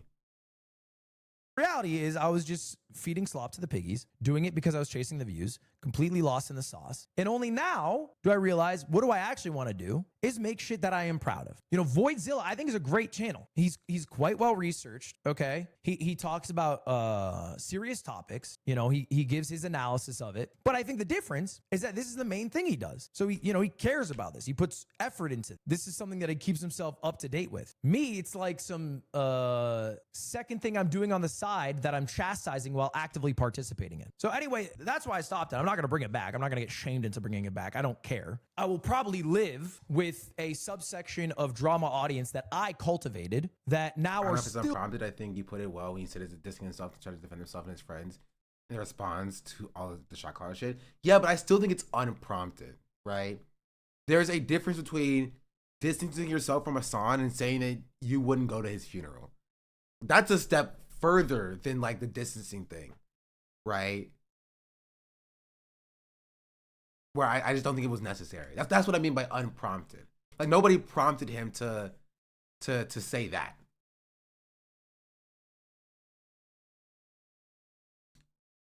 Even then, like, nobody also prompted him to distance himself from Hassan. But it was just unnecessary.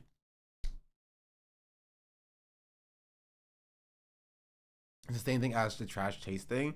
There's no reason to give it to the haters and say we aren't working with him anymore. I mean, you do it if you just want to protect your brand. He's speaking for himself alone, which is his prerogative, and I think it's fucked up. It's a fucked up thing. Actually, no, I'm gonna time you out. I don't want to. I've gotten tired of hearing for that chatter.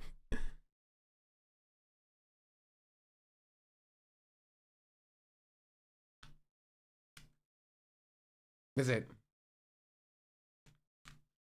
Because they won't engage with what I'm saying. They're just here to defend Ludwig.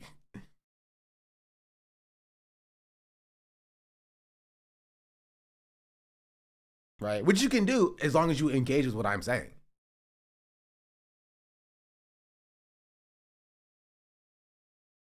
As long as he has more sinister vibe and a lot of people realize, you can tell the kind of guy he is when he's had a couple of drinks.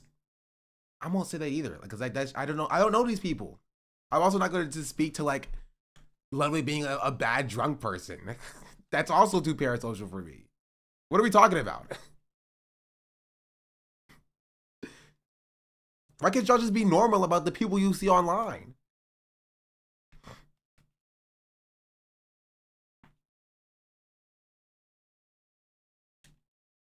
Even if he feels this way, why did he feel the need to make a public comment about it? That's my position. I have to sneeze. Oh, gee Louise. I'm surprised nobody asked where Nyx was.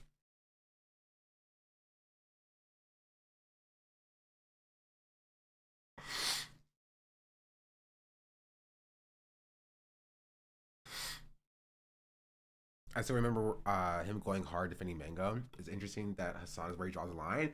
Honestly, I think it's because like Mango is his real life friend and Hassan's not. Genuinely.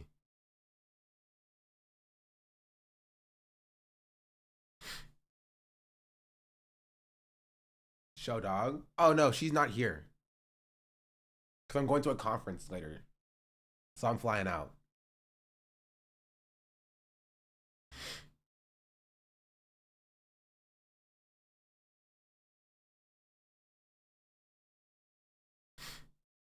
Yeah. Anyway, I wanted to see in the drama sphere, right? Whether they've moved on to watch Moist Critical's maybe more drama videos, although I think Charlie's also experienced the same thing I did, so he's less drama than before. But it's just not something I'm interested in participating. And it's not fear. It's not because I was told not to. It is because I have always said that I don't like this type of content. I got lost in the sauce because I got addicted to the views, the grind, the money. And I don't need to do that. And so I shouldn't do that. I should actually put my content where my values lie, No, which I is just in have making allergies. things that I'm proud of. So like Nyx's hair is just flying around and injuring my Well, nose. I'm sure. I looked at the number. Fair. I want to finish off just a little bit more. Shit on by Destiny's audience for how I covered the ad. I genuinely wish anyone who comes in here feeling some type of way about me a wonderful life, situation, whatever. That's fine. Laden topics. Participating. Go back. I'm not gonna get shamed into bringing it back. I don't care. I will probably live with a subsection of drama audience that I cultivated. It just seems so odd to comment when your girlfriend has a podcast with them. I don't mean to be parasocial, but I know it's weird. I don't necessarily fully agree with that, right? Because again, I don't think you're like forced to like be friends with people that your girlfriend or your partner or whatever are friends with. I just don't think that you should do this live on stream in front of a bunch of different people, just out of like a human respect thing. Get down.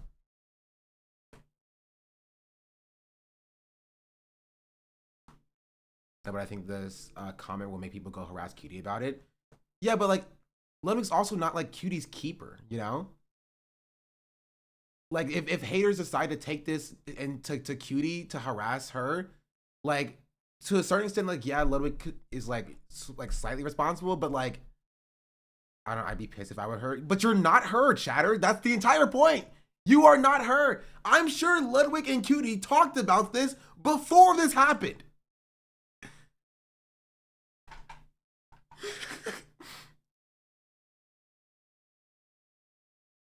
And I'm sure if Cutie has a problem with it, she would, I don't know, walk into the next room and talk to Ludwig about it. What are we talking about?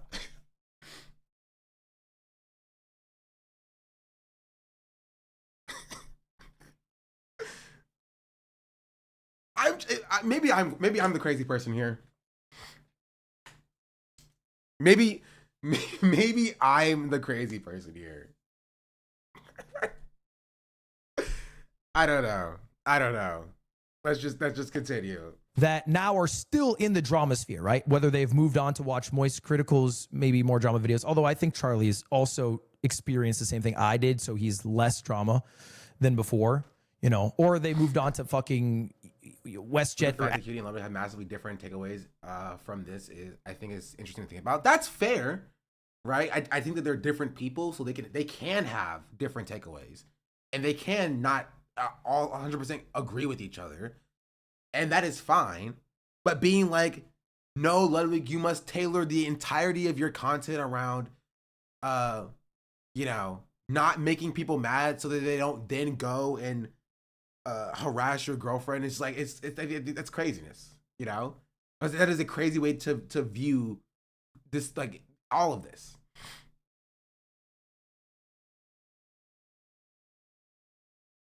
Is it not parasocial to believe all these people are actually friends? Your coworkers do not have to be your friends. No, I think to a certain extent, like you know, chatters just don't know. That's fair. Your coworkers don't have to be your friends. But I do think that what Ludwig did in this video, it's still fucked up from a coworker's perspective.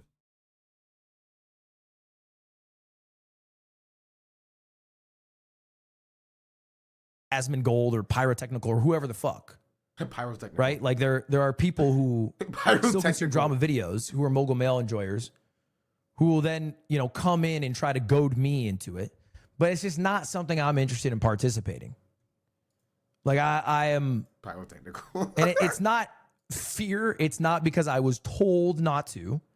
It is because I have always said that I don't like this type of content. And I got lost in the sauce because I got addicted to the views, the grind, the money. And I don't need to do that. And so I shouldn't do that. I should actually put my content where my values lie, which is in making things that I'm proud of. Now, that's not to say that I'm not going to talk about things that I think are serious situations that I might have insight on. I talked about the failures of TwitchCon and how they handled Emiru's situation poorly. I have no problem talking about this. I'm not going to put it on Mogul Mail. It'll probably end up being a Ludwin video. I'll talk about it live on stream, and this will happen, I'm sure, many, many times again. But I am now not going out of my way to seek out drama-laden topics for the sole purpose of you know, making a video that gets a fuck ton of views that I can sell a sponsor on and see the number go up. Does that make sense? You guys understand?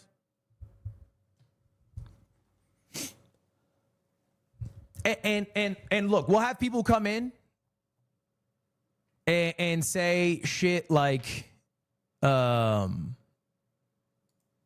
whatever. Hassan gagged you. You're a pussy for not talking about XYZ situation, whatever. That's fine. Like, I'm okay with that. I forget who I was talking to about this. You know, ultimately, this is the trade-off. I have one of the greatest jobs on earth. It affords me a lifestyle that I otherwise would never be able to achieve because I have no earthly talents that belong making this much money. And also gives me like an outlet that I would never otherwise have. So if the downside of that is I have to deal with in like a few people who think I fucking blow, so be it. I can't control my reputation and their thoughts of me.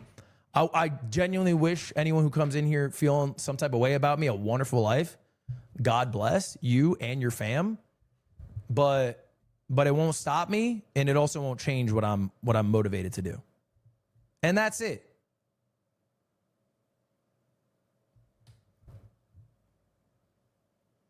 Bang. Thoughts?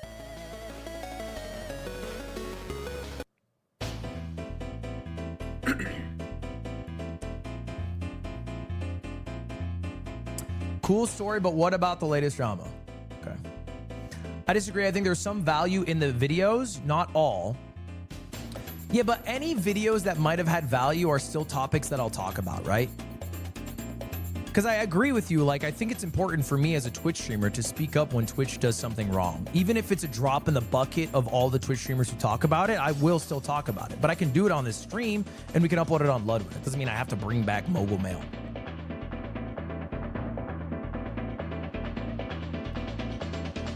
Do I think Hassan shocks his dog? I have no fucking clue. I think he lied about having a shock collar. I think he 100% had a shock collar. Shock collar. But I got no clue. And I think when you come in and you say, oh no, you're going to get the Hassan call now, I think like you are like genuinely pathetic. Wait. Do we have that many new people in here who didn't see it? Okay, I'll go back and I'll play it. Because I guess people didn't see the full clip. Shock collar. Shocked her. I had a shock collar. Big fucking clue. Do I think Hassan shocks his dog? I have no fucking clue. I think he lied about having a shock collar. I think he 100% had a shock collar based off what's on my For You page. Maybe I'm getting psyoped. He's adamant that he hasn't shocked her. But that 100% is a shock collar, as a fact.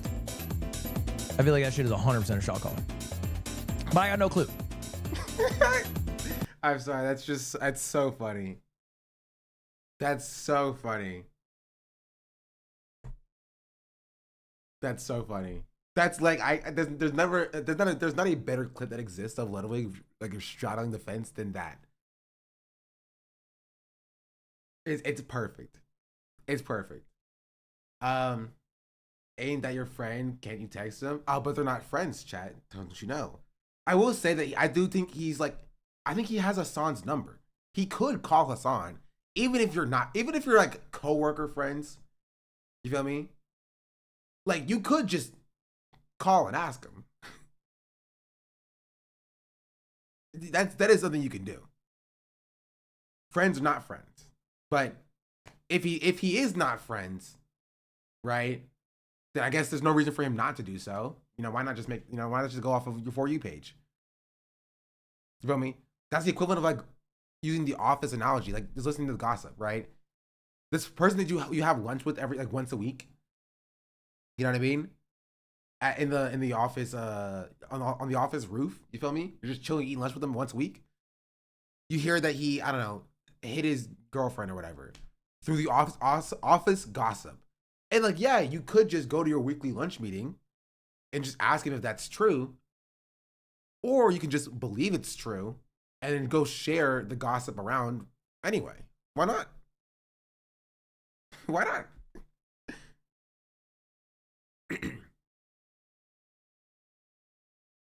And I think when you come in and you say, oh no, you're gonna get the Hassan call now, I think like you are like genuinely pathetic. Like you are still pretending to live in a universe where it is like brave to speak out against Hassan, as if that is not like the popular side to be on. It truly, I think, is pathetic.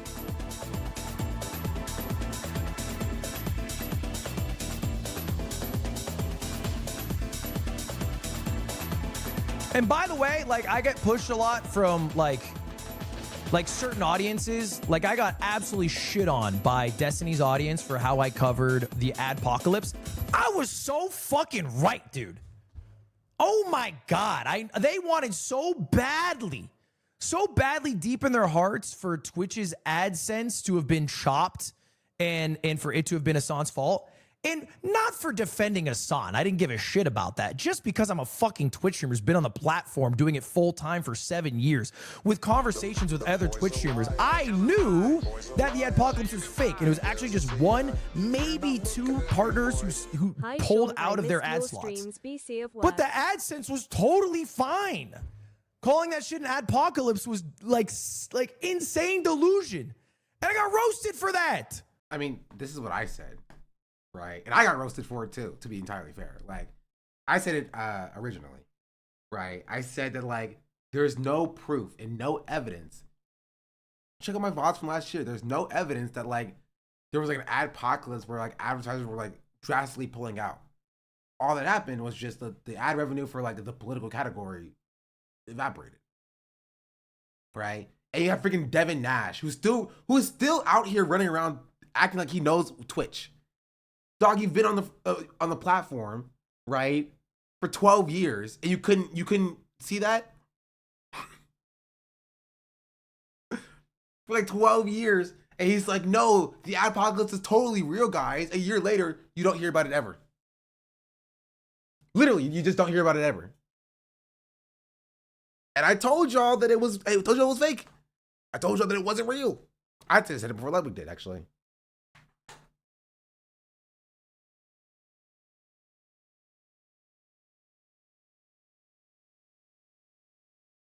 There's a review he completely bailed on Hassan's Twitch game show last year. They have Shut Up Hell Late, the basketball fundraiser, routinely shit on, does shit in.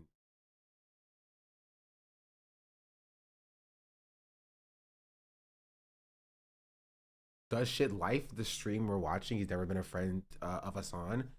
I don't know. You gotta ask Hassan about that. Oh, like I was like, I couldn't figure out what the word was supposed to be. Again, I don't care enough to litigate whether or not Ludwig and Hassan are friends. It doesn't matter. My entire point is done regardless of whether or not they're friends. I don't care. It does not matter to me how they view each other and how friendly or unfriendly they are to each other. Right? It's still fucked up.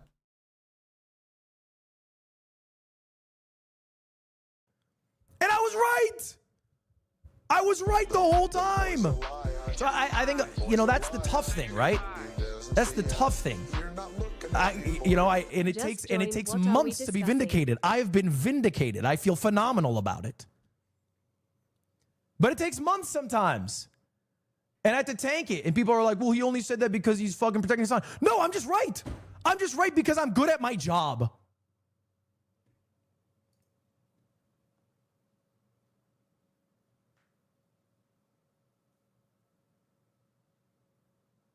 I also don't understand if you acknowledge that, like, Destiny's community and these other adjacent communities are shitty, and they will lie about things like that in order to just stoke hatred. And you acknowledge that, you understand that. And I'm sure that Ludwig also knows about, like, the Destiny Hassan, like, association thing.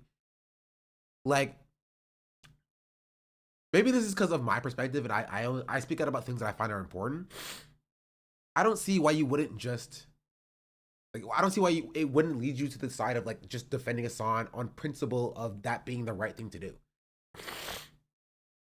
You know what I mean?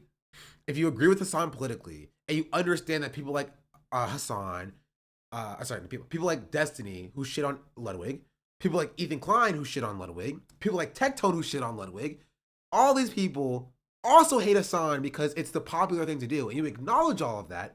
Why would you not just on principle want to defend Hassan? Right? But I guess that for that you need to have principles. to be entirely real, in order to do that on principle, you have to have principles to do that on. And I think genuinely, I think Ludwig would do it if it was popular. Not even defend, but have charitability to find out what's actually happening. Now, I would say defend, just personally. Because, like, you know, in the same way that I would say that we should defend people like Rogan, who are being ruthlessly and, you know, uncritically attacked. But to be fair, like, Ludwig has his own beef with Rogan. But, like, I just genuinely by on principle. You know what I mean? Even the people that I don't like, who are being brutally shit on by people who are doing that because they're a small streamer and they're a woman or whatever. If I don't like them, I will still say, hey, that's a bad thing. That's fucked up. Right? Just on principle.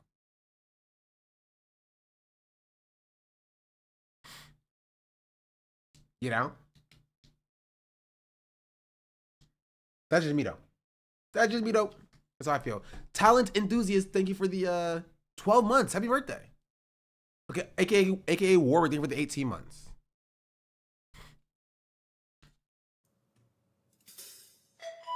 Guess I talk about this today? Probably not. Thank you, Deckles, for the 46 months. I think that's it, right? With anyone. Now, to be clear, I want no beef. With anyone. Hassan's community, Asm's community, Destiny's community. The last time I did, I think Destiny wished death upon Slime and the rest of the podcast. If what I said offended you, I apologize deeply. The funniest part about doing this is, like, he literally just upsets everybody. Right? That's why fence sitting never actually works. And he's like slightly trolling here, right? Because he know, like, look at his face. He knows he knows he was starting shit. He knows. He knows he was starting shit. right? So this is like a slight troll, but like when you do this like centrist, right, the centrist like fence sitting thing, like you'll just get hate from all sides. I'm not saying you have to pick a side or whatever, but I'm saying that like that's just what's gonna happen. You can't be like, yo, I'm not friends with Hassan. I wouldn't even go to his funeral. And then just be like, Hassan's community, I want no beef. No beef at all. Like, that was unprompted. I don't think anybody was talking about what Ludwig was doing in in recent times. Nobody in Hosta was like, yo, let's see what Ludwig's up to. Besides me. I do that all the time. But like I want to be with the Sean's community. I mean, my community will abandon me at a drop of a hat. I am Chinese now. I'm leaving Twitch and YouTube anyway for Bilibili. Seriously, I'll be out of your hair soon.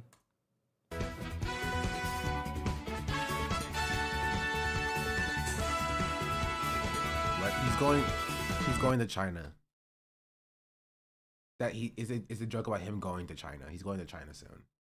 That's the bit.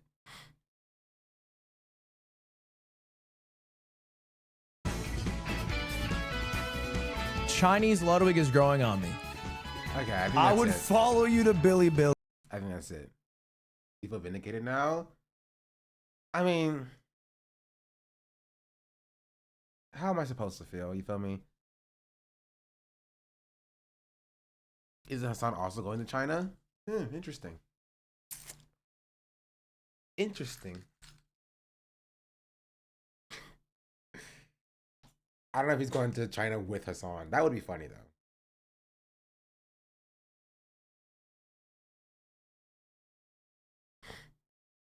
They must be secretly dating. You never know. Sean to China win. That would be sick. Bro, I keep seeing videos of black people in China and they're just like, dog, if you're black, come to China. They love black people here.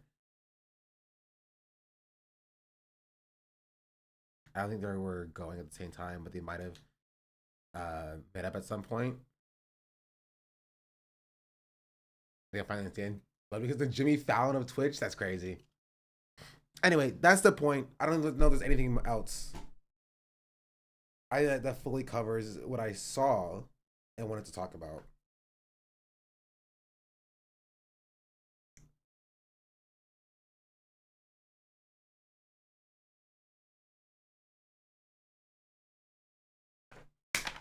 Dang it, I missed it.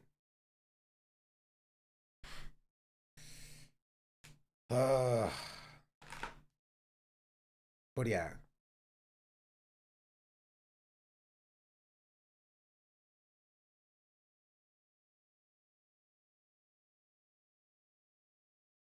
Blood re-invited XQC to his events too? Really? Cutie stream on FaZe? I don't care. Like, if you ask me to like unprompted watch a FaZe stream, you cannot pay me. Honestly, you could pay me. I lied. But I'm not just gonna open up a FaZe stream. I don't like Cutie, but Cutie's not gonna force me to open up a FaZe stream.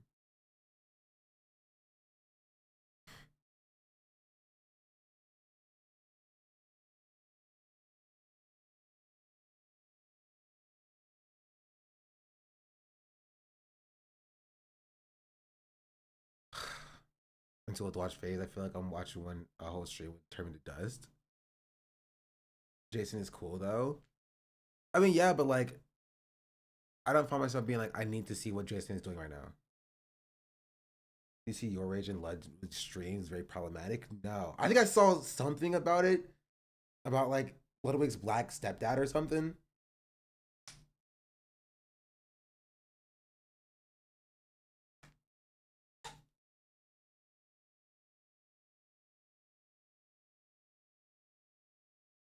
I will also say, purely from a curiosity standpoint, because Ludwig drew a distinction between his like IRL friends and his streamer friends. Does he have any black friends like in his like IRL space? You wouldn't know this, chat, obviously, but like I'm just curious.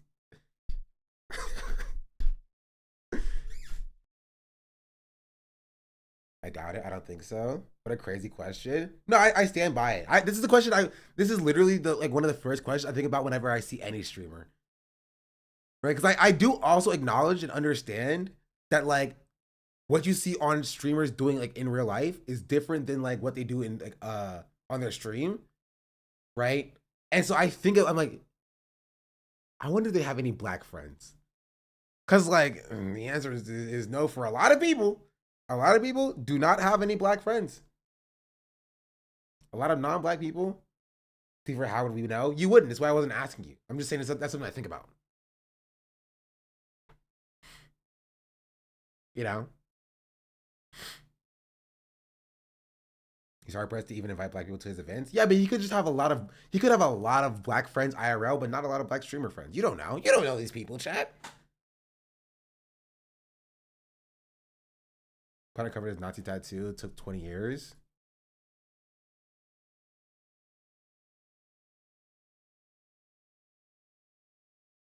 I think I'm not that now. I'm sorry.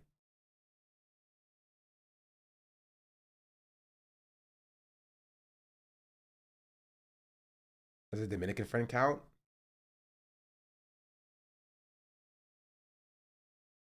No. That's hideous. I mean, at least it's different. Him only getting, and this is what pisses me off. His team are the people that leaked the opposition research about his tattoo out. And you're telling me that he didn't get it covered before his team released it? Did he just keep it to show that like actually I still have it so that he could get it covered after it was released?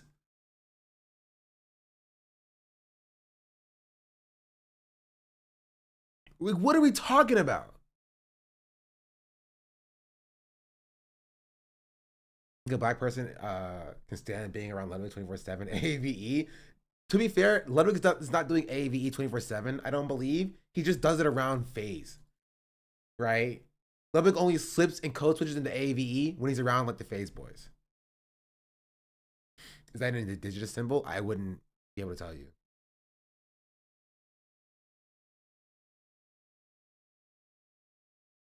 I just really don't understand the Ludwig thing because Q defended Hassan over and over again. So I don't know why Ludwig would push the call narrative more when his girlfriend literally called it bullshit.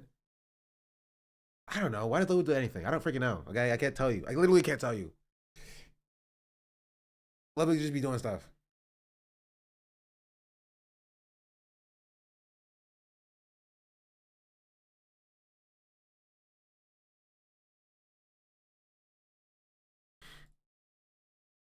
Yeah, I can't talk about Platinum anymore. I've said all I wanted to say about Platinum. I have not talked about the Tyler the Creator situation. Honestly, because chat's too white to talk about it. That's it. There's nothing that I can add that's not me just explaining blackness and black culture to a bunch of white people.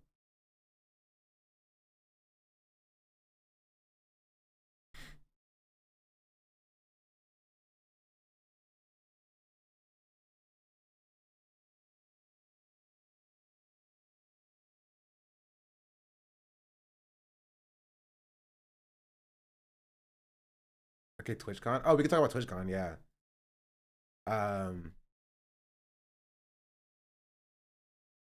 I do have to leave in about an hour or so because I have to get early. I have to get to the airport early because, you know, nobody wants to work anymore.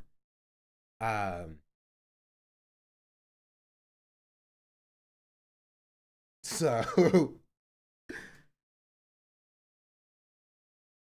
I was TwitchCon. It was a mess. But yeah, anyway, TwitchCon. It happened. Where did it happen at? San Diego, a few days ago, and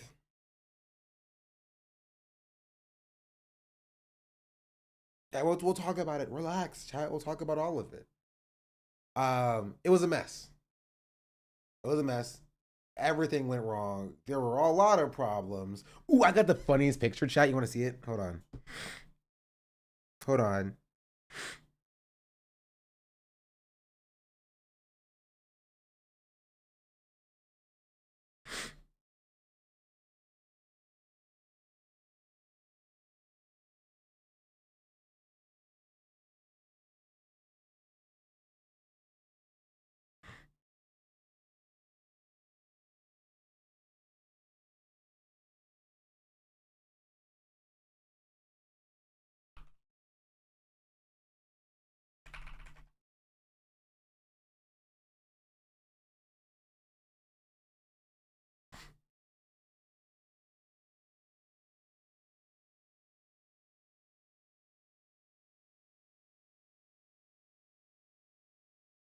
Yeah, here it is.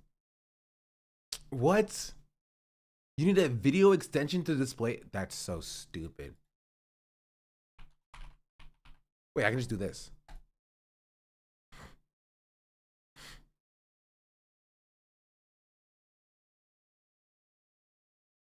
Boom.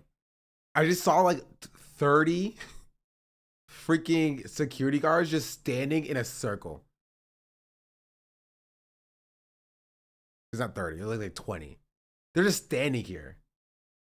And there were more coming from this way. You know? Just chatting. Just chatting. So people were like, right now there's like a huge argument about, you know, about like, oh, TwitchCon had lax security versus like Taylor Lorenz being like, no, TwitchCon did not have lax security, right? It just did not utilize anything that it was supposed to utilize. It had actually super, super tight security, but they didn't solve anything because it's security theater, right? And this kind of falls into that situation. Like there's like let's count. Let's do counting with Sean.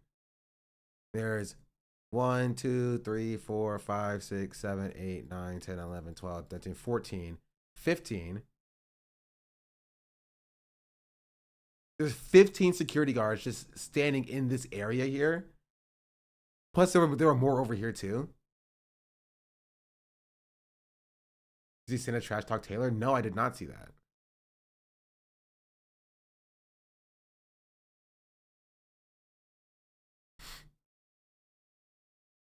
The rightmost guy had someone behind him.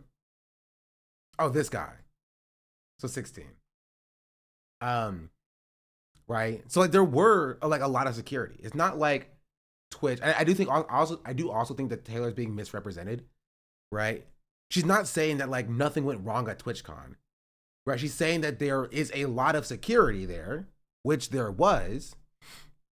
Right. But it's security theater. It's not like it's not keeping people safer. Like they're just standing with their hands in their pockets in the middle of the exhibition hall, right? Like sure, yeah, there's a bunch of security just standing there.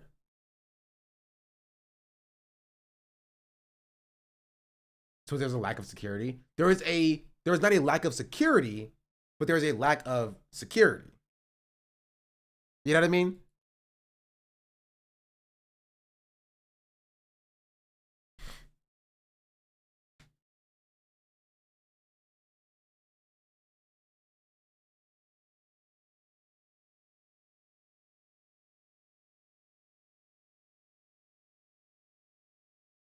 Like security as in like, okay, this is the problem. Security means two words, right? You have security as in like the people who are doing security, and then security as it means like safety, right?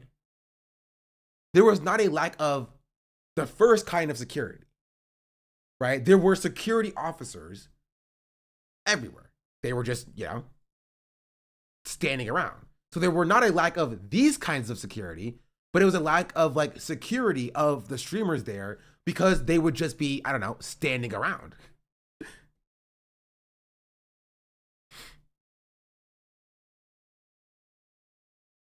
Yeah, many security personnel, but no actual security. Exactly. Exactly. I'm not sure that's her point. I mean, we can read what Taylor's point is. Like, doesn't Taylor have an interview thing out?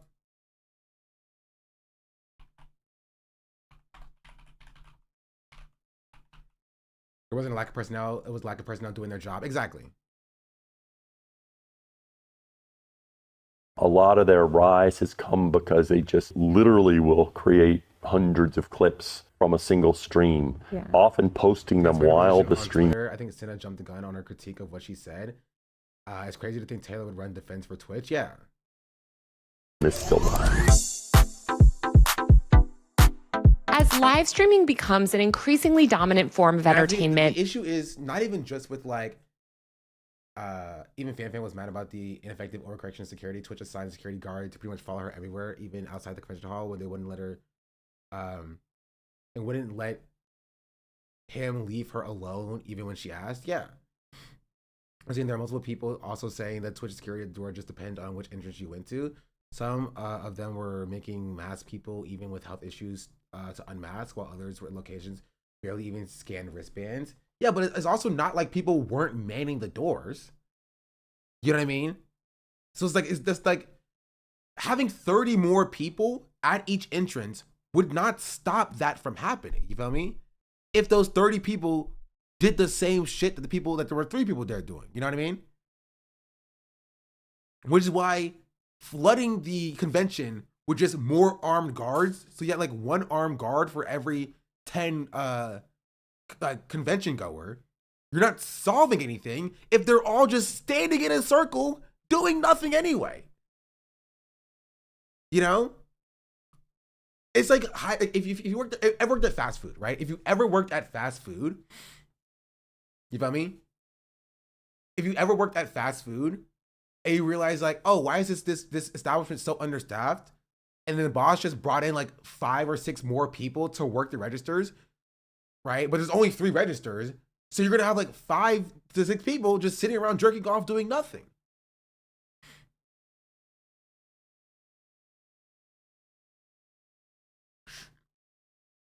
You know what I mean? And so the main issue is not even with like the lack of like security guards, is with the culture that is created on Twitch to allow people like Neon to do the shit that he's doing. Or Jack Doherty, or like the IRL streamers who are causing issues and problems to do what they're doing. Right? Like if these like guys were like, you know, at like the meet and greet spot, or were at the doors, or whatever, you feel me? Then like, yeah, that could be, you know, more effective. But it's not like we need like to flood the convention center with like hundreds of more security guards, and that's going to just solve the issues. Because it won't solve the issues.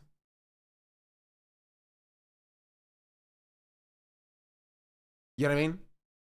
Twitch is at a crossroads. On one hand, the platform is an undeniable powerhouse in the live streaming space. It has evolved from a primarily desktop streaming platform to a mobile streaming app that facilitates hours of just chatting and IRL streams. Soon, you'll even be able to stream to Twitch via Meta's AI Ray-Ban smart glasses. But not everything is rosy. The platform has struggled to effectively monetize, monthly usage has fallen off since 2020 peaks, and it's facing increased competition from TikTok Live and YouTube. The culture on Twitch has also been called toxic and hostile for women creators. Dan Clancy is the CEO of Twitch, and it's his job to navigate these choppy waters. He sat down with me this weekend at TwitchCon to discuss how Twitch is evolving, its broader role in the creator economy over the next 10 years, increased competition from Hollywood, and how he thinks about balancing streamers' creative freedom with safety concerns. Here's our interview.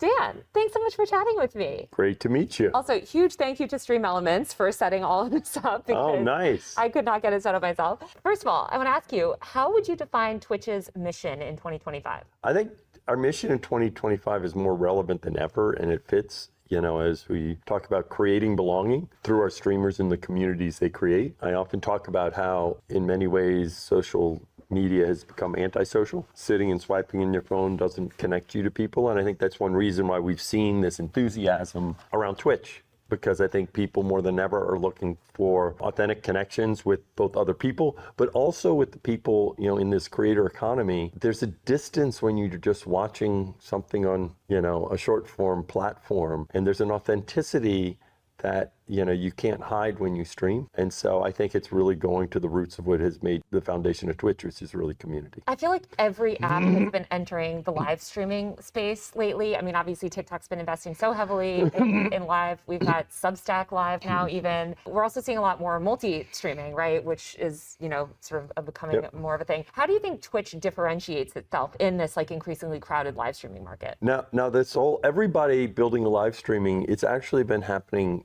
for quite some time. You know, there was a period when YouTube, part of Google, Facebook, and Microsoft were all coming after Twitch. They were all doing big contracts to recruit our top streamers, and Twitch stayed on top. Mixer shut down. Facebook just sunsetted their live streaming, Facebook Live. It's still a valuable part of YouTube. And as you said, TikTok. You consider yourself a multi-streamer? I need to multi-stream more. I just don't.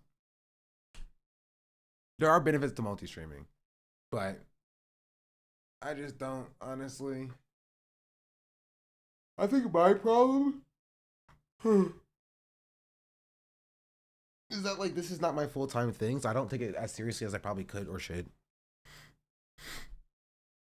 You know?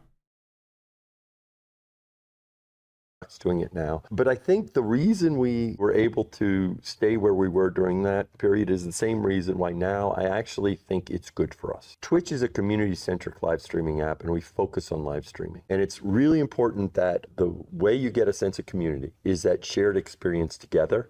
And that requires people to pull up and share and stay for a while. If you're watching live streaming on one of the other platforms, if you take TikTok, you watch it, you've been programmed that if you get a little bored, your mind just says, come on, swipe. Let's see what's next, right? If you're watching a YouTube video live and you get a little bored, your eyes glance to the bottom right. I was joking once with T-Pain, and I said, you know who your big competition is on YouTube? It's this guy named T-Pain. He makes really good VODs, and someone's watching you live and your eye just drifts. Because again, you're programmed whenever you're watching a video, when you're watching VODs, to look to the bottom right. And so then you don't get that sense of community. And so I always say, if people are just every now and then dabbling, it's like, use whatever platform. But if you want to build a community that like is really there for you, then do it on Twitch. And once you build a community, it's yours, because the affinity on Twitch is with the creator, not the platform. I'm so glad I didn't buy this shirt.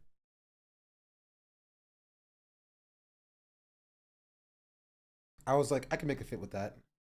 But then I would have looked like Dan Clancy. And that would have been over for me. I would have had to hang it up. We look at you though. Yeah, but then I would look like Dan Clancy.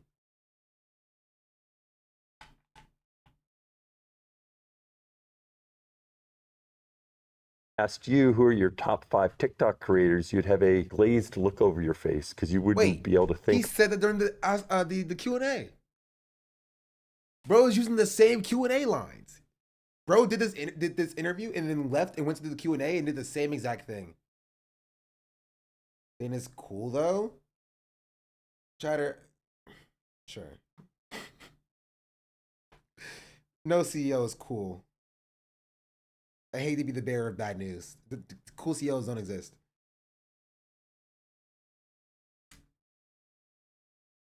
The 5 that are your top 5.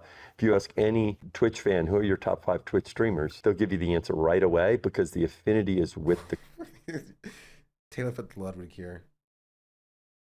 Creator. And so we feel really good, and I think other people being in this space exposes more people to live streaming, both from a viewer side and from a creator side. So I think it just helps us. I feel like, I mean, part of what you're talking about TikTok and YouTube, though, is the discovery aspect. And those platforms have succeeded so successfully in discovery. What are you doing from a Twitch standpoint in terms of boosting discovery? Are you leaning into more algorithmic recommendations? Like, what are you doing to ensure that new streamers can find their audiences and build that community? Yeah, so part of this is so many platforms, they just look at themselves when they view the world, and it just makes no sense. You need to think of yourself in a broader ecosystem and don't just stare at yourself. And everybody wants to say, well, I want everybody to do everything on my app. That's not what the user wants. So we absolutely Graham Plattner went to a private school?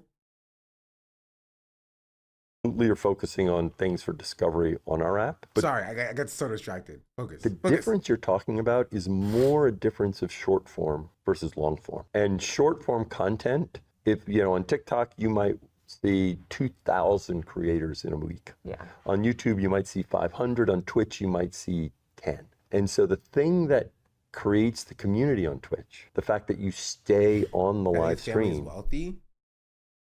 But I thought he was working class. Bro, I've been lied to about this man.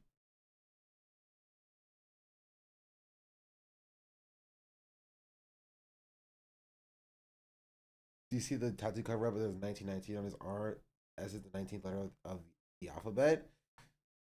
Honestly, maybe he's in a fraternity who's incorporated in 1919. That's possible. I know because I've seen it before. I've had family members who's in fraternities who've incorporated in 1919. Maybe that's what it is.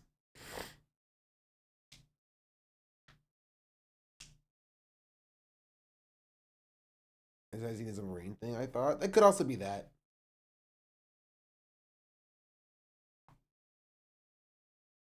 It could also be that.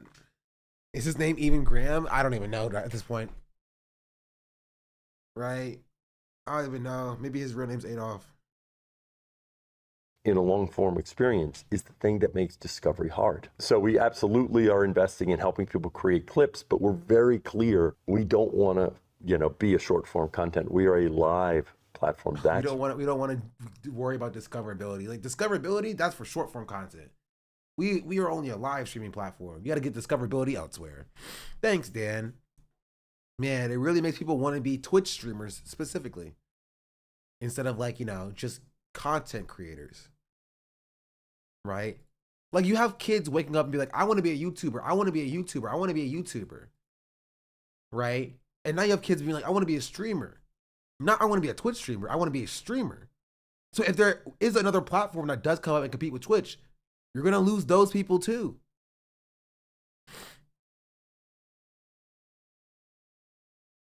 Right? Because there's no identity to Twitch connected with live streaming. Right now, it's only because there's no other option. But if there is another option, then it's over.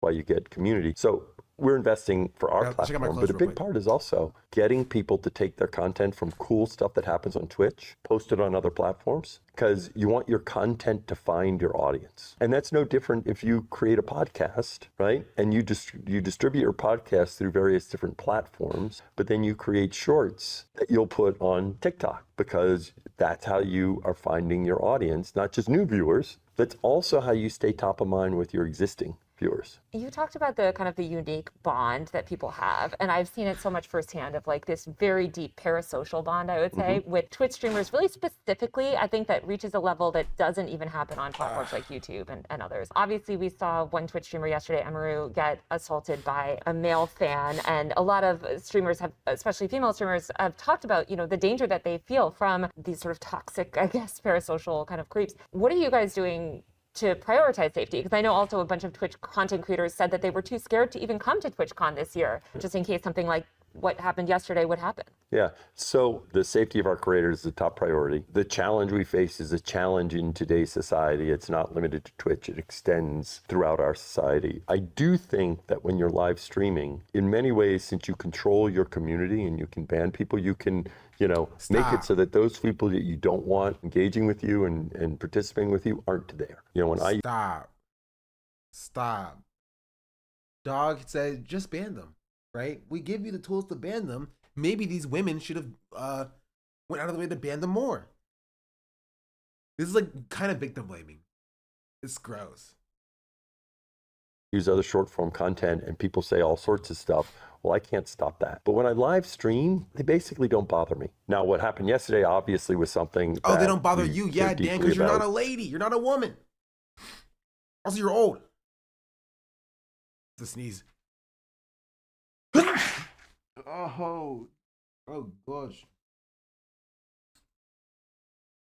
Securing this environment, we're looking very closely at everything that happened there, and I care deeply about Emmy. She's a friend of mine, and so I want to see how we can support her to do that. But this is just something we have to keep working on. I think everyone identifies our tools in terms of trust and safety as the leaders in the industry about helping creators, but that means there's always more work to be done, because that's the world we live in now. Demi had posted earlier today that I guess this fan was allowed to cross multiple barriers at TwitchCon. Why should, I guess, streamers trust to keep them safe at TwitchCon? Because I feel like simultaneously this has been such a secure event to the point that even like journalists have had struggled. Like, it is very secure, but here's this man that just walks up and is somehow able to bypass all these things. So why should they trust the platform when slip-ups or, issues like this have happened? Right. Well, I mean, as you know, I think you toured some of what we do in terms of security. The reality is, even as you do a lot in terms of security in today's world, there are challenges that can present themselves, especially when someone is putting themselves out there,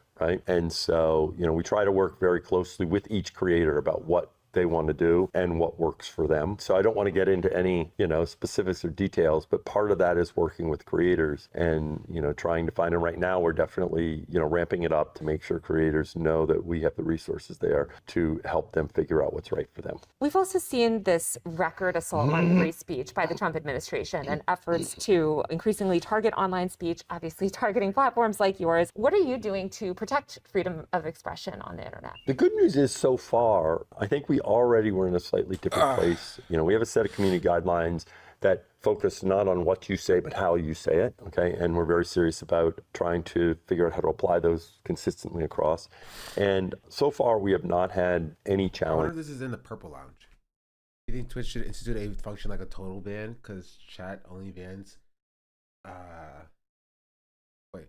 Because chat bans only ban chat? No, they don't. Not anymore.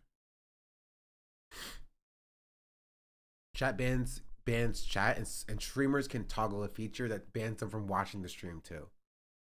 So it's not just chat, it's watching the stream and chat. But site-wide bans are instituted by Twitch themselves.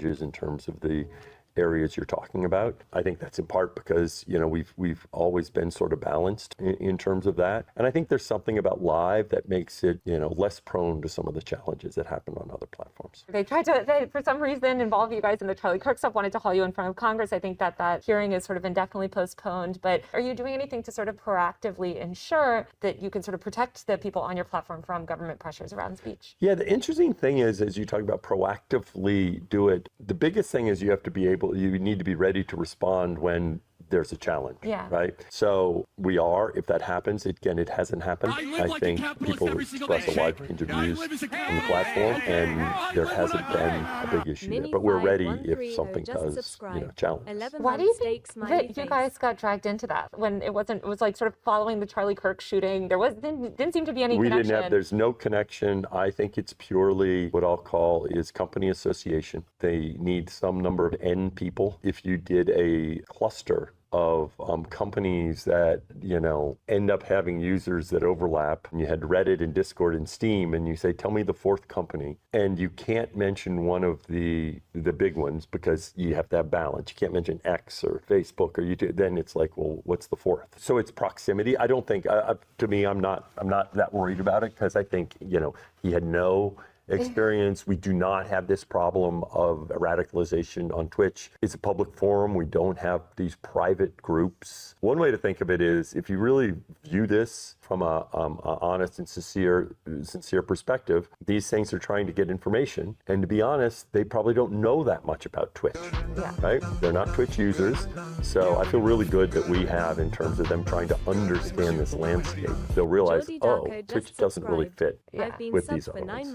I mean, I feel like we're talking about a group of lawmakers that probably don't know how to turn their computers on, so I don't know how familiar they are with Twitch. I mean, it seems like a lot of people in Congress are certainly familiar with figures like Hassan Piker, who was brought up at the mayoral debate for some God knows reason why. And I'm curious, like, when you look at top talent and also efforts to deplatform top talent, especially from not just from the government, but these really intense like pressure campaigns that come from sort of like other big voices online, even the media, to deplatform, censor people. How do you guys navigate that as a platform, and what do you do to ensure that big creators can?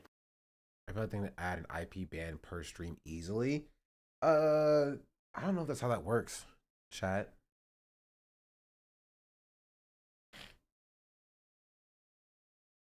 Right? Because you have to consider it's not just like, oh, everybody is watching a stream at their own house on their own router, and then boom, problem solved, right?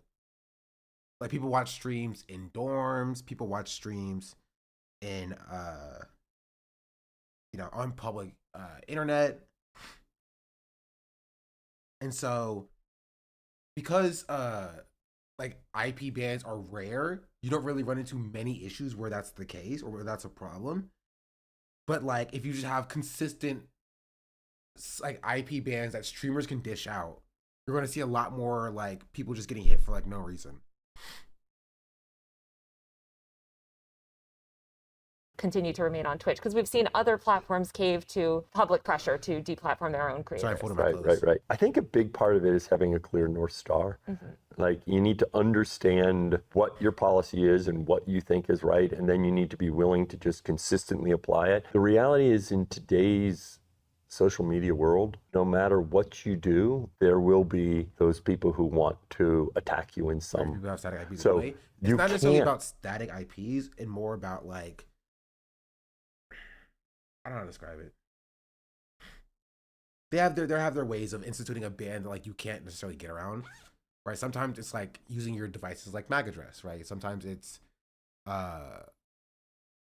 know, it's the or like talking to the internet service provider and getting whatever IP address they give you and just banning that from the servers or banning you across that server. So it's not necessarily specific like IP. But it's more just like it's making sure that you can't make new accounts in that sort of way. But again, it's a difficult situation. Make decisions to avoid any type of, backlash from some vocal group. No matter what decision you make, you're going to have that. So given that, you can't do it by trying to avoid or ban or whatever, right? You just have to say, okay, what do we think is right for our platform? And then just stick to your guns. And over time, that's going to make sure you can continue what you're doing. Because as you say, it's important for our creators to feel like we're going to consistently apply these things. Yeah, I mean, I feel like that is so well and good, and obviously I agree with you, but then it's really hard, and I empathize with executives going through this when you are in the midst of those campaigns and people are calling your advertisers, right, or targeting these people, like, to really hold firm. And I'm curious, has it ever been difficult to navigate that, especially with Amazon as a sort of a parent company as well? Well, I mean, I think Amazon's been very supportive. Some of this is you just got to play the long game. That's one thing I have to do. At times people will attack me and you just need to look forward and realize, nope, keep going, play the long game. This is the world we live in now.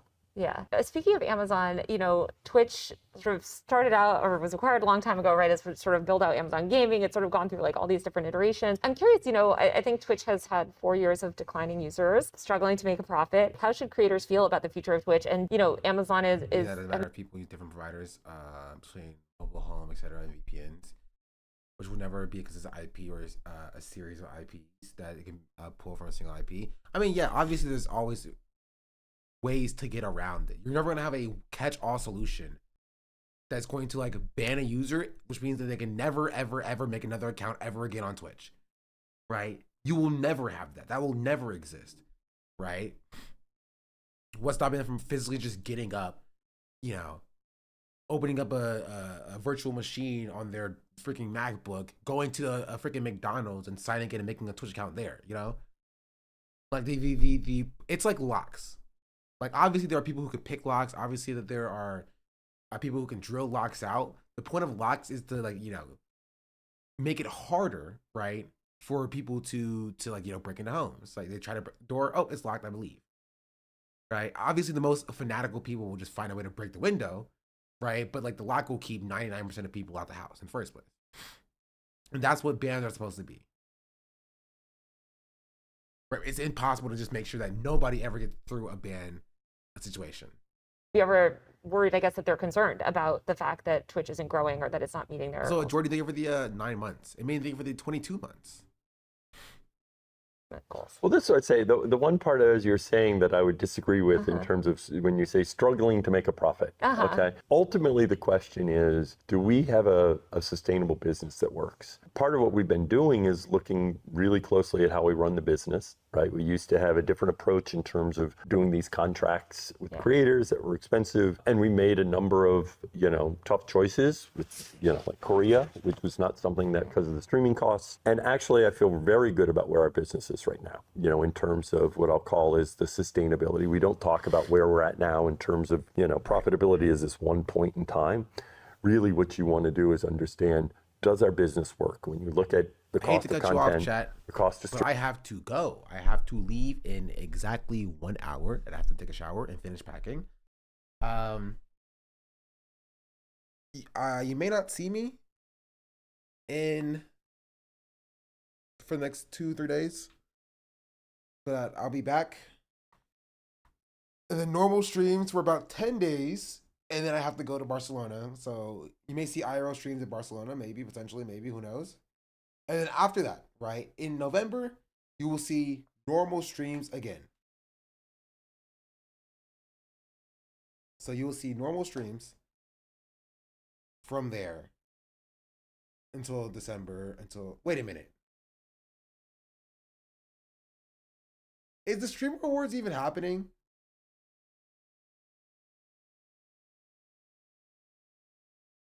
Is this like a work conference? Yes. Yeah? Are nominations gonna open?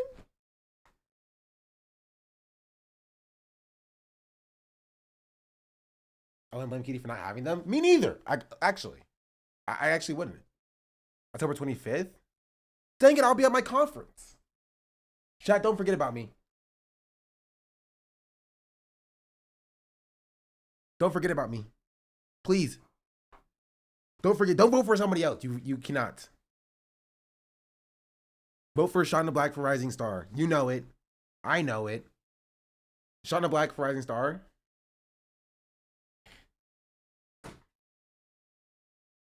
That is it. That is all. I don't care if you vote for anybody else. Anything else. But actually, no. Maybe I'll stream at night. Maybe I'll stream at night when I'm in Colorado.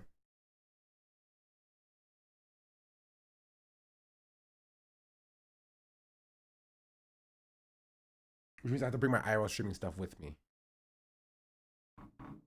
Ugh. All right, but I do have to go. All right, remember that. Vote for Shauna Black for Rising Star. And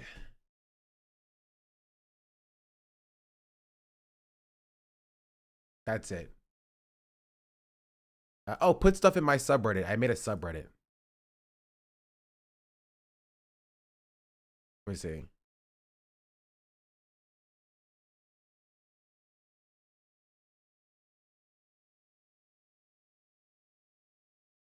Reddit.com/r/Shauna Black.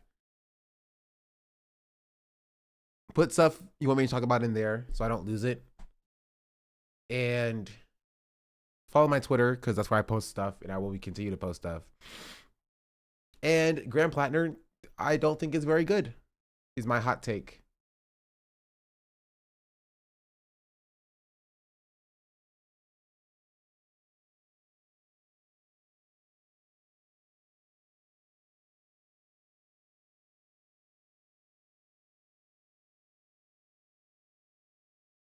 Yeah. Is he his tattoo cover up? I did see his cover up tattoo. And honestly, what makes me upset is that it feels like it was marketing. It feels like he got the tattoo cover up purely as a marketing thing for his campaign. Right? Because he knew he had it.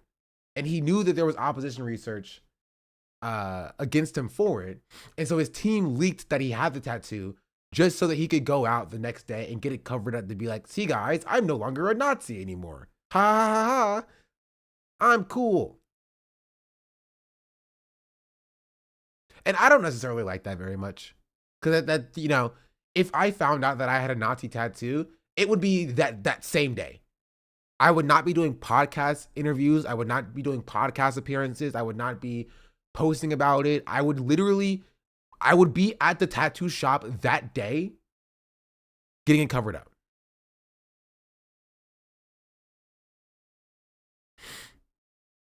That's it.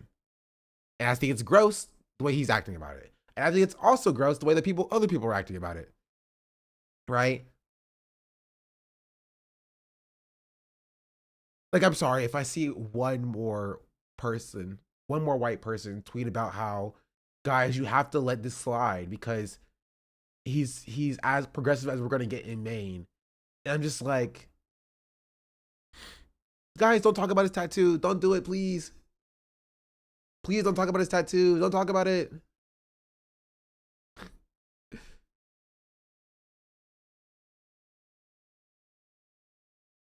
And ooh. Let me tell you, Bernie Sanders is pissing me off. Bernie Sanders is pissing me off. You're telling me it took him like 4 months to endorse Mamdani? People were begging and pleading, Bernie, please endorse Mamdani. I beg of you, please endorse him. But this guy, Bernie's like, nope, he's my guy. I am endorsing him. He is my guy. That's my man. Okay. Well, that's the chat. I had to use the bathroom so bad. Any final thoughts?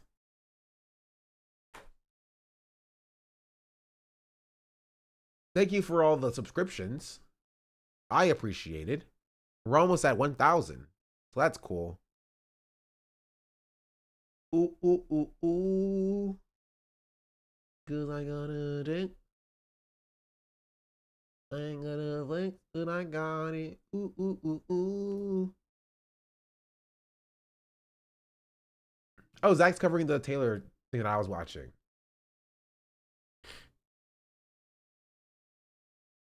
Alrighty. I catch you on the flip side. You got these bathroom so badly though. Goodbye. Adios. How do I end this? Please.